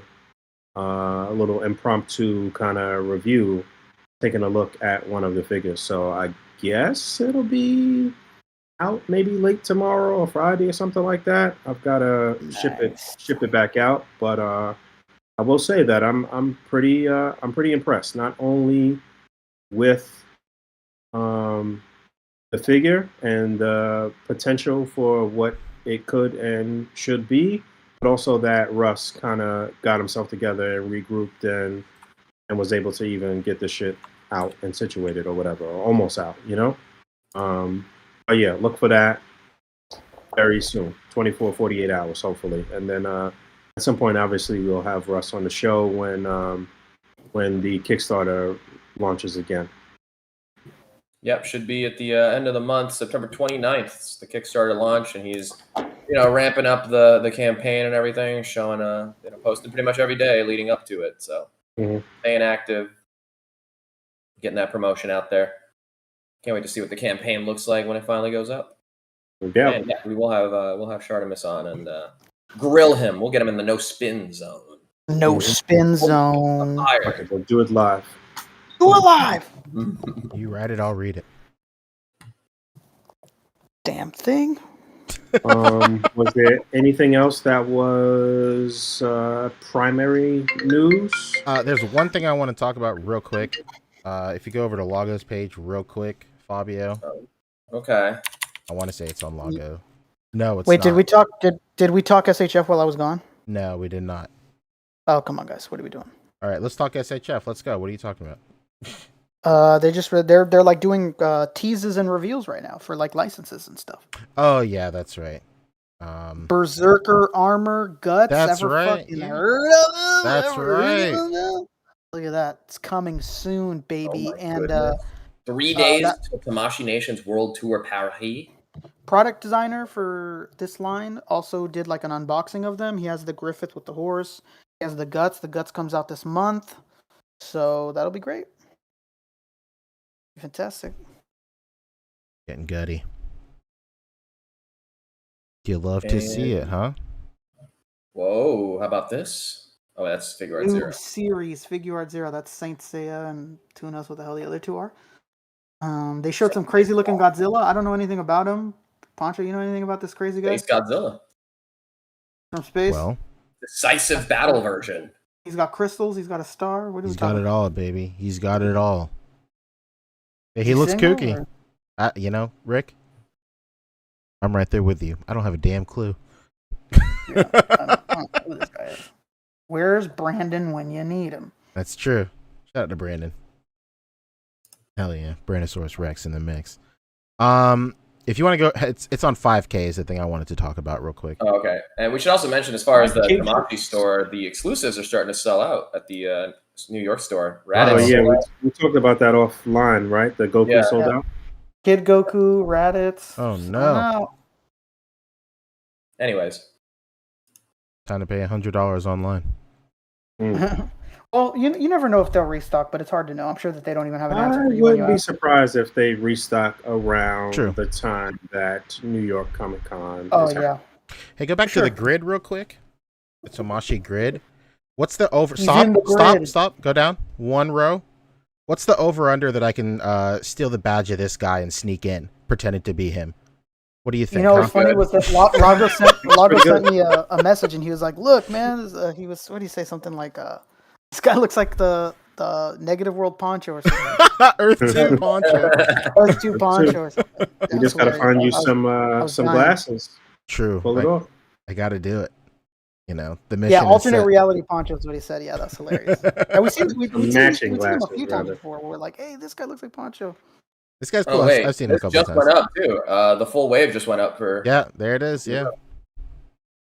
There they are, right on time. Oh, there it is. Skull look really good, actually. Yeah, the Lime bulk green. and skull look immaculate. They look very, very They look good. really cool. Yeah, they How about do. that lime green one, huh? Oh no. Lime Green Ranger. Oh my goodness. The lime green ranger. That's well. That's the key lime. That's the key lime version. Key Lime Pie Ranger. Yeah. This might be their most curated wave to Mighty Morphin collectors yet. To be quite honest, everything in this wave is gonna sell. I don't know what it is with like Mighty Morphin guys and like drooling hand over fist over this gold Megazord. Like I don't understand. I don't get it either. They love it. I'm the only one that's never liked it. I don't like it either. Everybody's always like, "It's sick," and I'm like, "What? It's It's nothing. Is it? It looks like the knockoff version that you'd find at a store." I remember when Bandai was doing Bandai Legacy stuff for this, and they put out the original Dino Megazord, and like I had just missed it, but they had this on store shelves, and I remember I posted somewhere, maybe it was like to my Instagram or something, and I was like, "Oh man, I missed it, but all they have is this. Pass." And then every comment was people calling me like a moron, an idiot. Like you're not limited. This is a Toys R Us, bud. Yeah, it was. I was like, dude, I just don't want it. I just don't want it. Also, big shout out to the man, the myth, Kyle Wadiga, baby. He sent me the Dragon Zord, the Super 7 Dragon Zord, not the gold one. Thank God. Also, big shout out to you, Fabio. You were trying so hard to buy me. For you. Throughout the whole con, Fabio was trying to buy me the gold and black Dragon Zord, and I was like, I just don't. You were saying he was just trying to buy you, just for the night.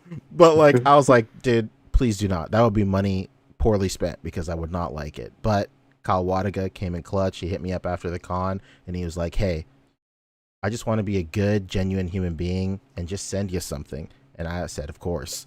No, you don't. Don't do that. But he insisted, and he sent me the Dragon Zord. I haven't gotten a chance to speak about it yet. But the thing is crazy, dude. Just like I suspected, all the Super 7 Megazord stuff is super sick. It's really, really tight. I messed with High School Creations Tyrannosaurus Zord just by itself, I want to say last year, while we were shooting Wall XD stuff. And like that thing was crazy too. So huge shout out to Kyle Wadiga for sending me that thing. You're the best, baby. You really How is. about the best, huh? He's the best. How about the best? I'm a fucking man. All right, I won't mince words. That's true. But concerning this, I have no doubt that this will sell out.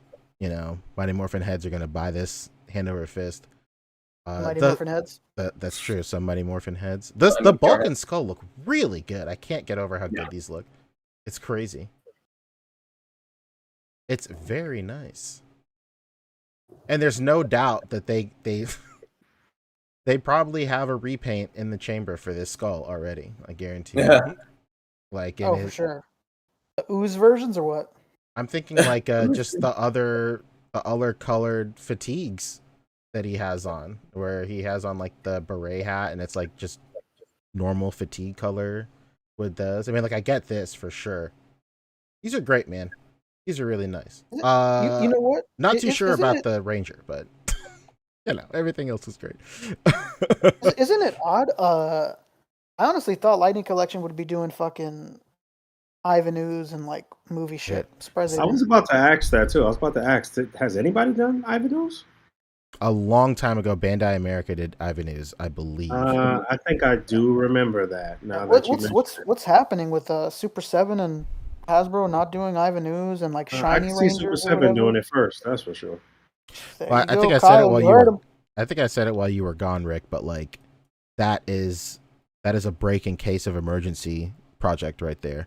Yeah. Like, Yep. In case they need an absolute 100% guaranteed sellable item, they will not release it. Hey, do either of you guys have Orange Piccolo yet? I do. I got him right here, baby. I don't have them. Literally right here. Whoa. He unboxed them live. There he is. Oh, nice. He's real and he's fantastic. Oh, yeah, that looks nice. Yeah, it's very. It just right converted on my Apollo loot a little while ago. Incredible. Real quick, well, we're giving Kyle his flowers too. I got to give him a shout out because he hooked me up with the Mezco Mr. Freeze as well, which I was not able to get. Through nice. I was able to get it through him. He's again the fucking man. So thank you. We had a great time over the last 2 days. I want to say weekend, but it was Monday and Tuesday. We went to both nights of Ghost at the LA for the Kia Forum, I guess, and it was amazing. Ghost continues to put on one of the all-time best stage shows. Shout out to Iron Manuel, who I think is in the chat, and somebody else who said that they were at the show as well. Shout out to Tyler, who was there at the show. It was so good. No doubt. I was also going to say shout out to Trav, A Toy Kind of Mood. I appeared on their podcast this past Saturday, and then I finally put up the Quick Bite with Trav from San Diego Comic-Con yesterday as well. So wait, from a Toy Kind of Mood? Yes. ATK and Trav. Just want to make sure.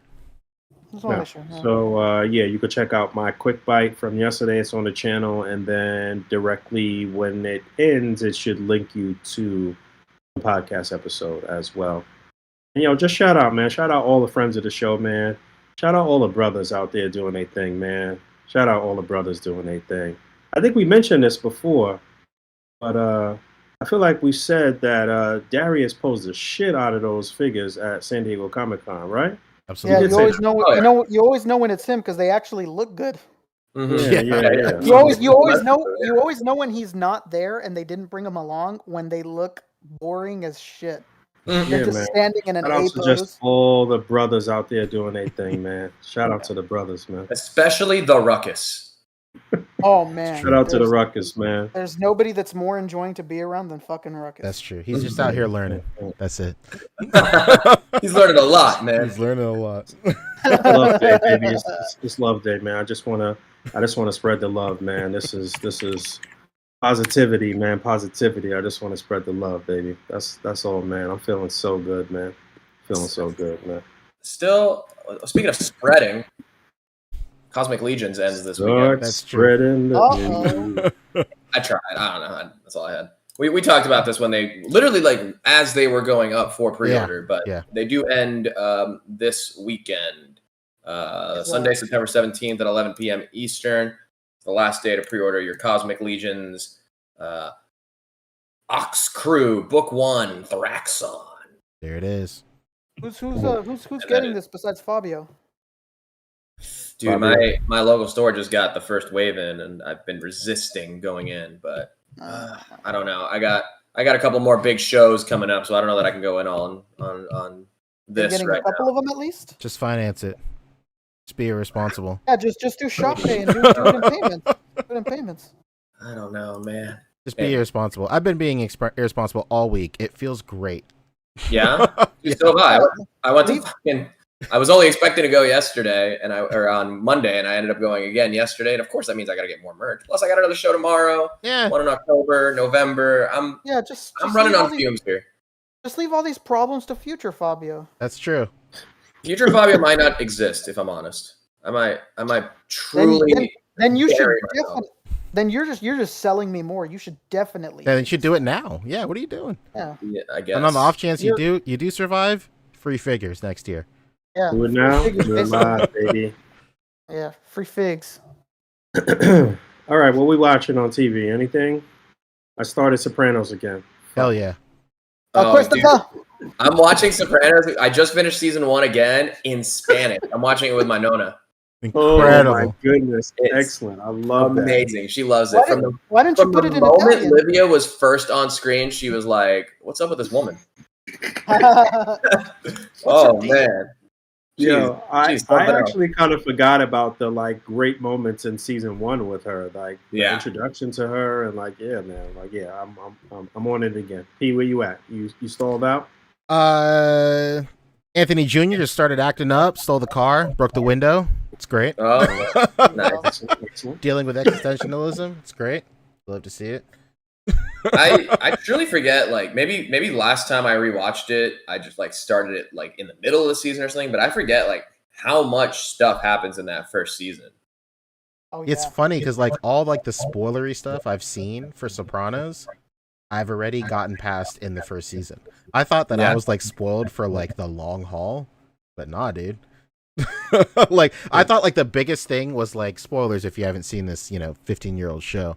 But 20-year-old 20, show, bro. yeah, 20 at this point. Show. I saw like an Instagram reel of like of Tony like confronting his mom as she's being like wheeled out of the old folks home, and I was like, all right, I guess this is like, I don't know, this is probably the like end season. game, like this. Yeah, like I thought this moment. was like the last season, and I was like, nah, dude, barely through the first season. Yeah, it's like sick. This hilarious. Is great. Now you definitely still in for quite a few treats and surprises, and Dude, there's so many great moments. I forgot. So many dialogue moments. It's not even just about the fucking action and the plot twist and whatever. It's just funny ass dialogue too, man. Dude, I forgot about Mikey Palmici in the first episode, in the first season, and they're like hiring through another guy somebody to like do the hit on Tony, and like Uncle Junior is like in the back seat while Mikey is like talking to the guy, and the guy says something about like, oh, I heard his own mother tried to kill him or whatever, and then Mikey goes to Junior and he's like, I don't like it. Junior, I don't like it. And Mikey's just like, hey, hold on a second, just blows him away like right there, and then as they're driving away, Junior is just like peeking up from the back seat as they're driving. And like they're hardened killers. They're about to like murder this dude, and he's just like, "What are you talking about? You talking about a guy's mother? That's messed up, man." And he after he shoots him, he hit him. You shouldn't have talked so much. Yeah. You got a big mouth. Fucking big mouth. I don't like it, Mikey. I don't like it. All right, Junior. Or one of my favorite scenes ever is whenever Tony and Mike are sharing a scene, it's the best. As he's just giving Mike the hardest time. Hey, how you doing, Mike? Would they have a cure yet for fuckface-itis?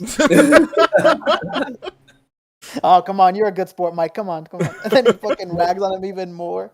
I'm just busting your balls, Mike. Come on. Or all the stuff with Macasian, like the cop guy that jumps off the bridge. Oh, dude, I love that cop. I totally forgot. He's fucking, he's Kevin's dad from Home Alone. Yeah, that's true. Yes. Oh shit! I totally that didn't house. even make that connection. Embezzled money. Yeah, he played that role really well. We should mention Ahsoka because Ahsoka's been pretty. I know Boog might be the exception, but pretty beloved. I mean, I don't think that is trash or anything, but like that shit, like I literally just audibly was like, "What?" Like, what happened? She went in space without a suit. What's going on? What did you do? She had a suit, but she was just like outside the ship in space, like deflecting like fucking lasers on ships. Yeah. Sounds badass. On a Princess Leia ship, man. Yeah, she was like doing flips and do a flip. Kind of into that. I think it's turning the corner for me because I was at that point, like I said, 2 weeks ago, I guess, where I'm like, I'm way more interested in what's going on with like the Ray Stevenson character and all that, And now, Ahsoka's had her kind of big moment. This last episode was a big sort of like character turn for her, So I'm curious to see where it goes from here now.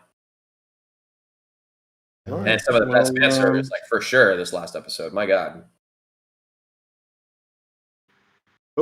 Oh, yeah. If we don't really have anything else, then we could wrap it up here at the top of the hour. There's one last thing I want to talk about. If you go to 5K Toys, they showed off. Oh, McFarlane? Yeah, I saved it right here. For the love of God, don't you dare! Don't you dare! Go to 5K Toys right now.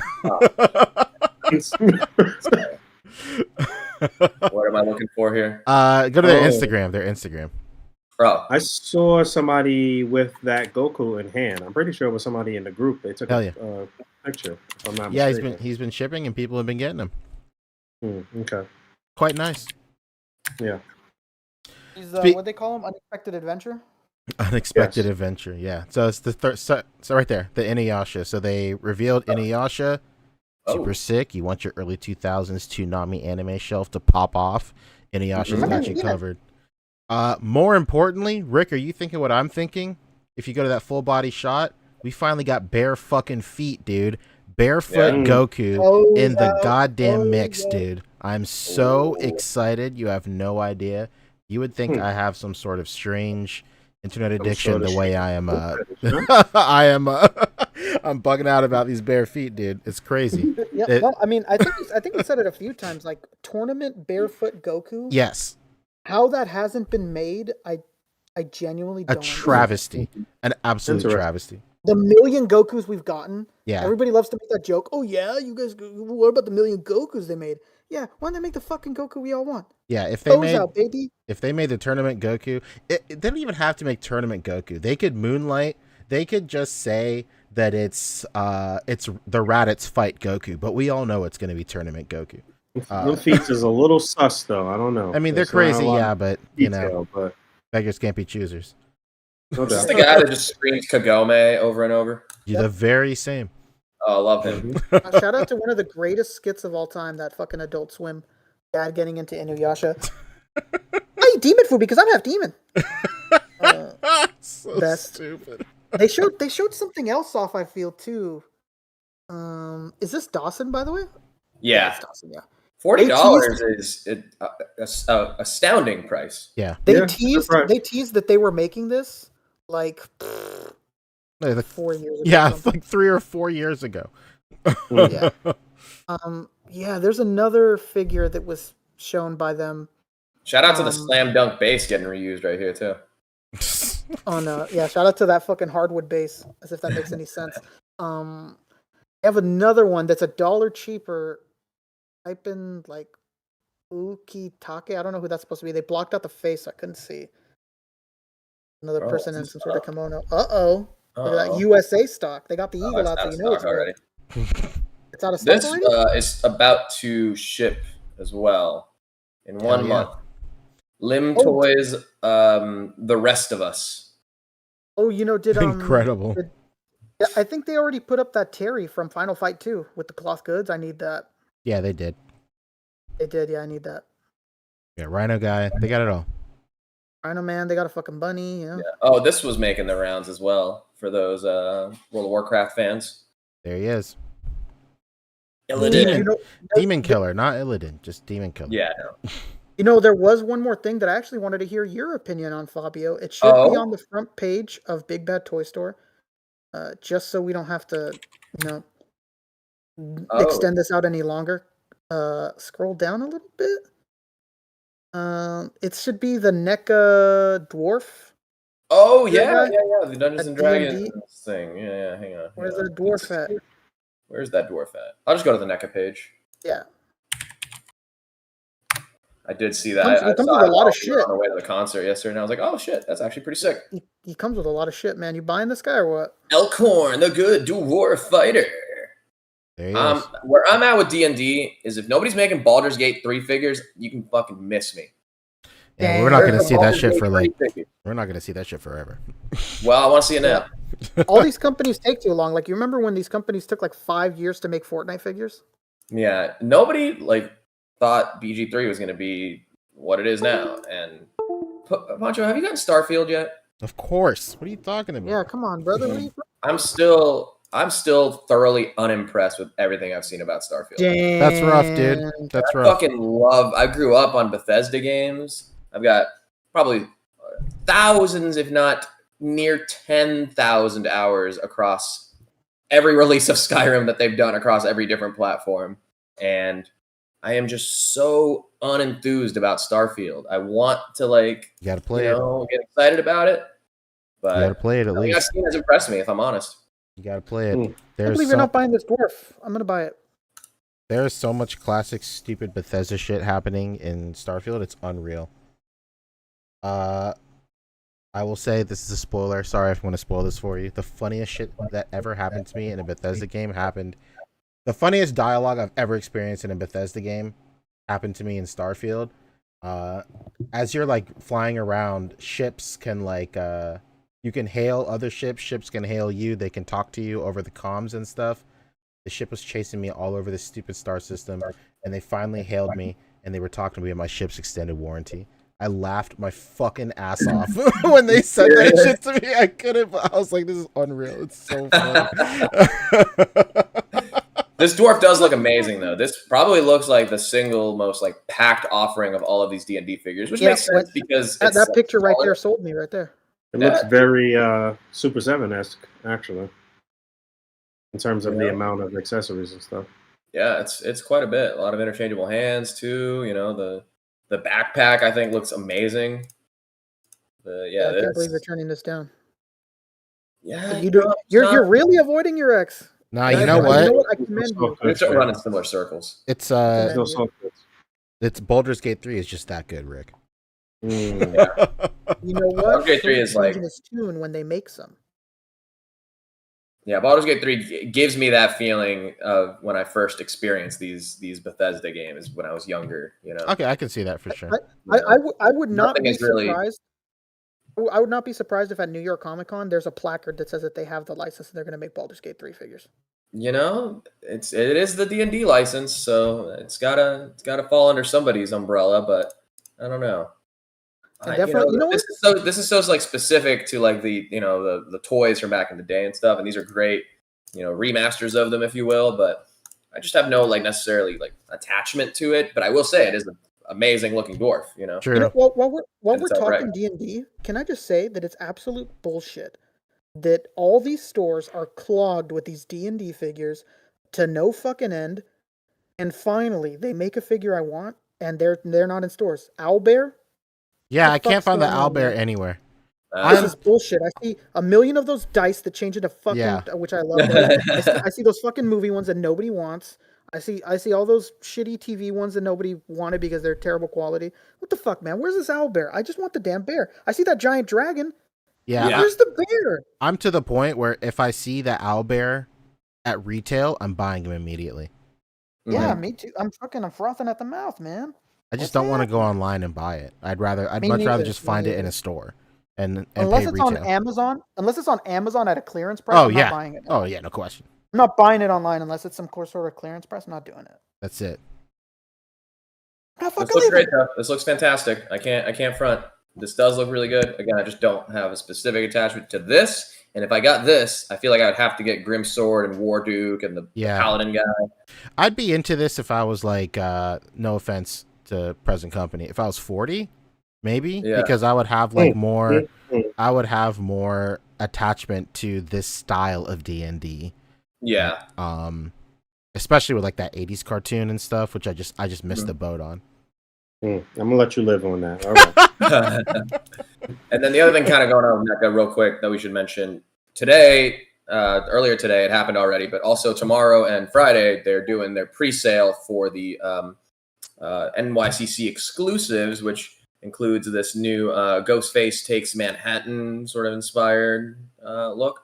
A lot of different masks, a lot of little cheeky, New Yorkie references. The Statue of Liberty is a pretty hidden reference, but keen eyes will notice that is a New York reference. Yeah, it even says NYC on the bottom, which a lot of people don't know actually stands for New York City. Yeah. Are you sure? Can we check that? I don't. We're wrong a lot on this podcast. I don't want to be wrong about this one. Can we check that? Play kill instead of a play bill. I like that. Yeah. Right. That's the little toy shop of horrors. This is like Blaine's like little dream project right here. Other than the Elvira stuff, this is Blaine just like going to town on a license he loves and doing some fun stuff with it. And then the other thing is this glow in the dark kind of Remco style Phantom of the Opera. They had the Black Lagoon at the at New York or at San Diego, and then this is the next one. I actually found the Mummy at Target, and it was clearance for like 20 or something. I think normally they're 25 or 30. I got it, because I got the creature from the Black Lagoon, and I kind of want to do a glow in the dark shelf. When I get things more set up here, that's one thing I'd like to get going. Were you that fucking guy? You're trying to bait that guy? Were you that guy that tried to trade me 10 years ago, saying that the only thing you wanted was glow in the dark things? What the fuck? Maybe. No. Was you the whole time, pal? Of course I know. He's me. Of course I know. It was me. Here's Lon Chaney as the Phantom of the Opera, which, speaking of Phantom of the Opera, they didn't play anything off of Phantomime at the Ghost shows, which I thought was very interesting. That's unfortunate. Yeah, sorry. Put your tin hats on as to why. Let me see that Queen Alien picture real quick. What's that about? That's just a fan photo that they're sharing. Fan photo, baby. There it is. A fan photo. So that's why I thought New York Comic Con was like right around the corner because they're starting to put up the pre-sales now. But I guess it is right around the corner. Yeah. Well, New York Comic Con is different than Toy Fair. That's what I think. New York Comic Con is what, end of October or something? That's around the corner to me, That's baby. really close, man. Yeah, Comic Con is like the 13th or something like that. Oh wow, yeah. So a month, yeah, literally. So yes, it's coming up. J. Michael with the real suggestion that Ghostface should have come with a pair of Tims. Oh my god! Yes, absolutely. Oh, I would trade that green knife. A quick nod to McFarlane, by the way, for for a chopped cheese, baby. I mean, what's your favorite scary movie? Meat? You like Jesus Christ! I need that. I mean, bacon, egg, and cheese. Close. They're Black Air Forces. There you go. Oh man, are these painted black Tims? That could be more New York than original black Tims, as a matter of fact. There you go. Yeah, some spray painted ones. No, for real. They look like boots, but definitely not. Yeah, made to be Tims or anything. Tims though. Ah, damn it. Should have told Blaine at Comic-Con. Yeah, should have done it. Yeah. Retroactively known that they would do this and then suggest it. Absolutely. Anyway. All right, fellas. Let's get out of here. Anything else while I work on my time machine and go do that? That's it? That's it. Let's do plugs and get out Come of on, here. it's Wednesday. Gotta go. Pancho, who are you? I'm Pancho. But more importantly, Rick, who are you? Hey, what's up? It's me, Rick. My camera's not on because there's too many things going on in the background. And there's just, I want to keep pausing it and turning it back on. Somebody's walking by, like, many things going on. But I was on for the important part. It's the end of the show, bro. It's okay. Yeah. Hey, it's me, Rick. From the podcast, and I'm here. I'm on Instagram. I'm doing things. I'm doing things on here. How about that? I'm here. Who's next? I'll go next. Hey, I'm Pancheezey. Follow me on Instagram. And that's it. I'm still doing pre-orders, of course, for Dynamic Little Dusties. They are always on open pre-order. I'm up to wave 17 right now, and I'm shipping out wave 15. So at this point, if you pre-order, they should go out crazy soon, which has been a great development in wave 2 of Dusties. That shipment time has been like way shorter than wave 1. So very excited about that, and a lot of people are getting their stuff in the mail super fast, and it's super sick to see everybody's photos. So if you have already pre-ordered, just keep an eye out because your batch is coming up super soon, and if you want to pre-order, there's still time. And that's that. No, it's not. That's that from. No, it's not. What else? What am I doing? Tell them to peep your Lorcana streams. They're great. Oh yeah, I'm opening Lorcana, the hottest card game that nobody in our audience gives a shit about, but. Hey, but you know what? Your audience was. We were spitballing for like 2 hours. We were throwing out Disney fucking. That's true. Yeah. We were throwing out Disney licenses left and right. We were Xenon. We were fucking Boy Meets World. Absolutely. We were Recess, Absolutely. You know? So even if you're not into the card game Lorcana, if you just want to hang out with some of the boys and girls in the community, the fellow Disney heads, not necessarily Disney adults, just adults that happen to be Disney heads, then head over to my Lorcana streams. We're opening them up, and we're making bad financial decisions. That's what we're doing. Exactly. Well, hey, what's up? I'm Fabio. My friends call me Fobster, particularly online, such as places like Instagram. Where I'm at Fobster360. We're trying to post some more photos there. On YouTube, also Fobster360. I did just put up the vlog. Our San Diego Comic-Con 2023 vlog went up this Monday, and it was a lot of fun. It's long, so if you're looking for something to watch, see the boys hanging out in person, live, getting a little stream of consciousness view, boots on the ground at the con. Definitely go check that out. You heard it here first. If you're looking for something fun and long, check out Fabio. Yeah, it's an hour-long shower with guys. It's a guys' party. Yeah, hour-long shower with guys. Speaking of San Diego, Joseph Collier hit us with 10 earlier in the show, saying y'all start saving for STCC 2024. Thank you so much, my friend. Joseph, you beautiful son of a gun. And then just now at the end of the show, Jason S hit us with 10, He said, "Thanks for the laughs and the real discussion about Hasbro. You're very welcome, my friend. Let's You go." got it, Jason, bud. that's what we're here for, brother. Appreciate you, man. Thank you so much. And also, go while you're there watching the vlog, please subscribe to my channel because I will be back doing streams in a regular fashion soon as I put the toy room together. I think it'll be fun to do some like hanging out streams, unboxing, you know, my actual collection, not anything new, but just like taking my stuff out and getting to put it into the DTOS. I think that'll be a trip fun, down memory lane. Exactly. It'll just be a fun hang. I don't know how long they'll be or in what capacity, but go follow me on the socials to be abreast of all that.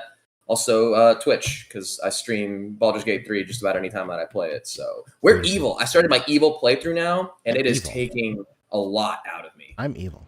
We are the sense of right alliance no more. Now we are every villain is lemons.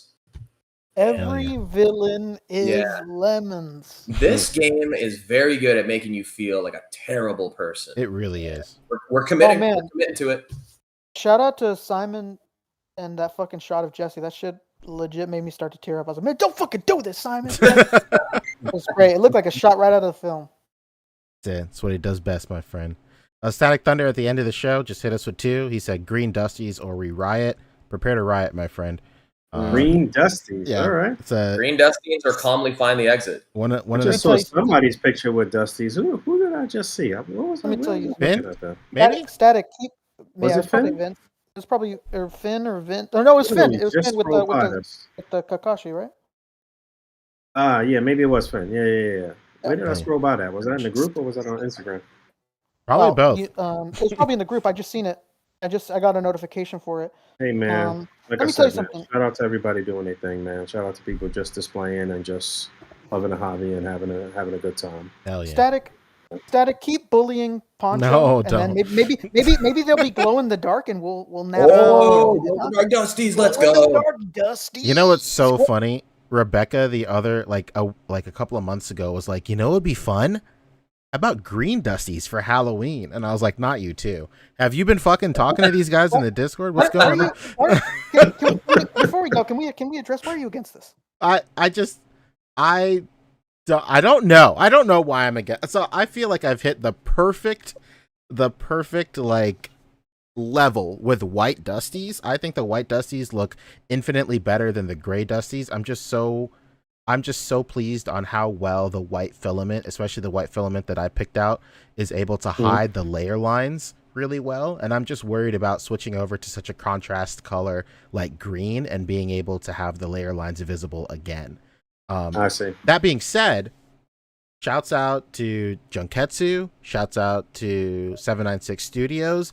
These two legends have been light piping their white Dusties for a long time. So if you have a set of white Dusties and you have a Loom Cube or an Ulzani or anything that produces colored light, just hit the bottom of your white Dusties and you could get it to light pipe practically any color. So nice. Yeah, but it'd be nice if they were just green. You know what? Just throwing this out there. You know, make like a 30 batch. Do it. Just list them. I bet you they'd sell out. Yeah, you know what? You're limited release. Yeah. I don't think he's worried about them selling out. He doesn't want to make them shits green. Green, damn it! Maybe I'll order a funky colored filament and then I'll just print till the roll runs out. Who knows? Exactly. Who knows? Exactly. We'll see. Whatever's printed. Yeah, put that on a T-shirt. Until the roll runs out. All right, Boog, take us out. All right, we getting out of here, man. I ain't got shit going on. Go to these guys' channel and support them. What are you talking about? You're about to review the Street Human. Well, yeah, I did say that. All right, Street Human's review is coming. I do actually have one more quick bite coming as well with Soy Box of Doom. Hell yeah. My Nice. final one, I believe. And, Big shout out to Soy Box of Doom. Specific shout out. I felt very, I don't know.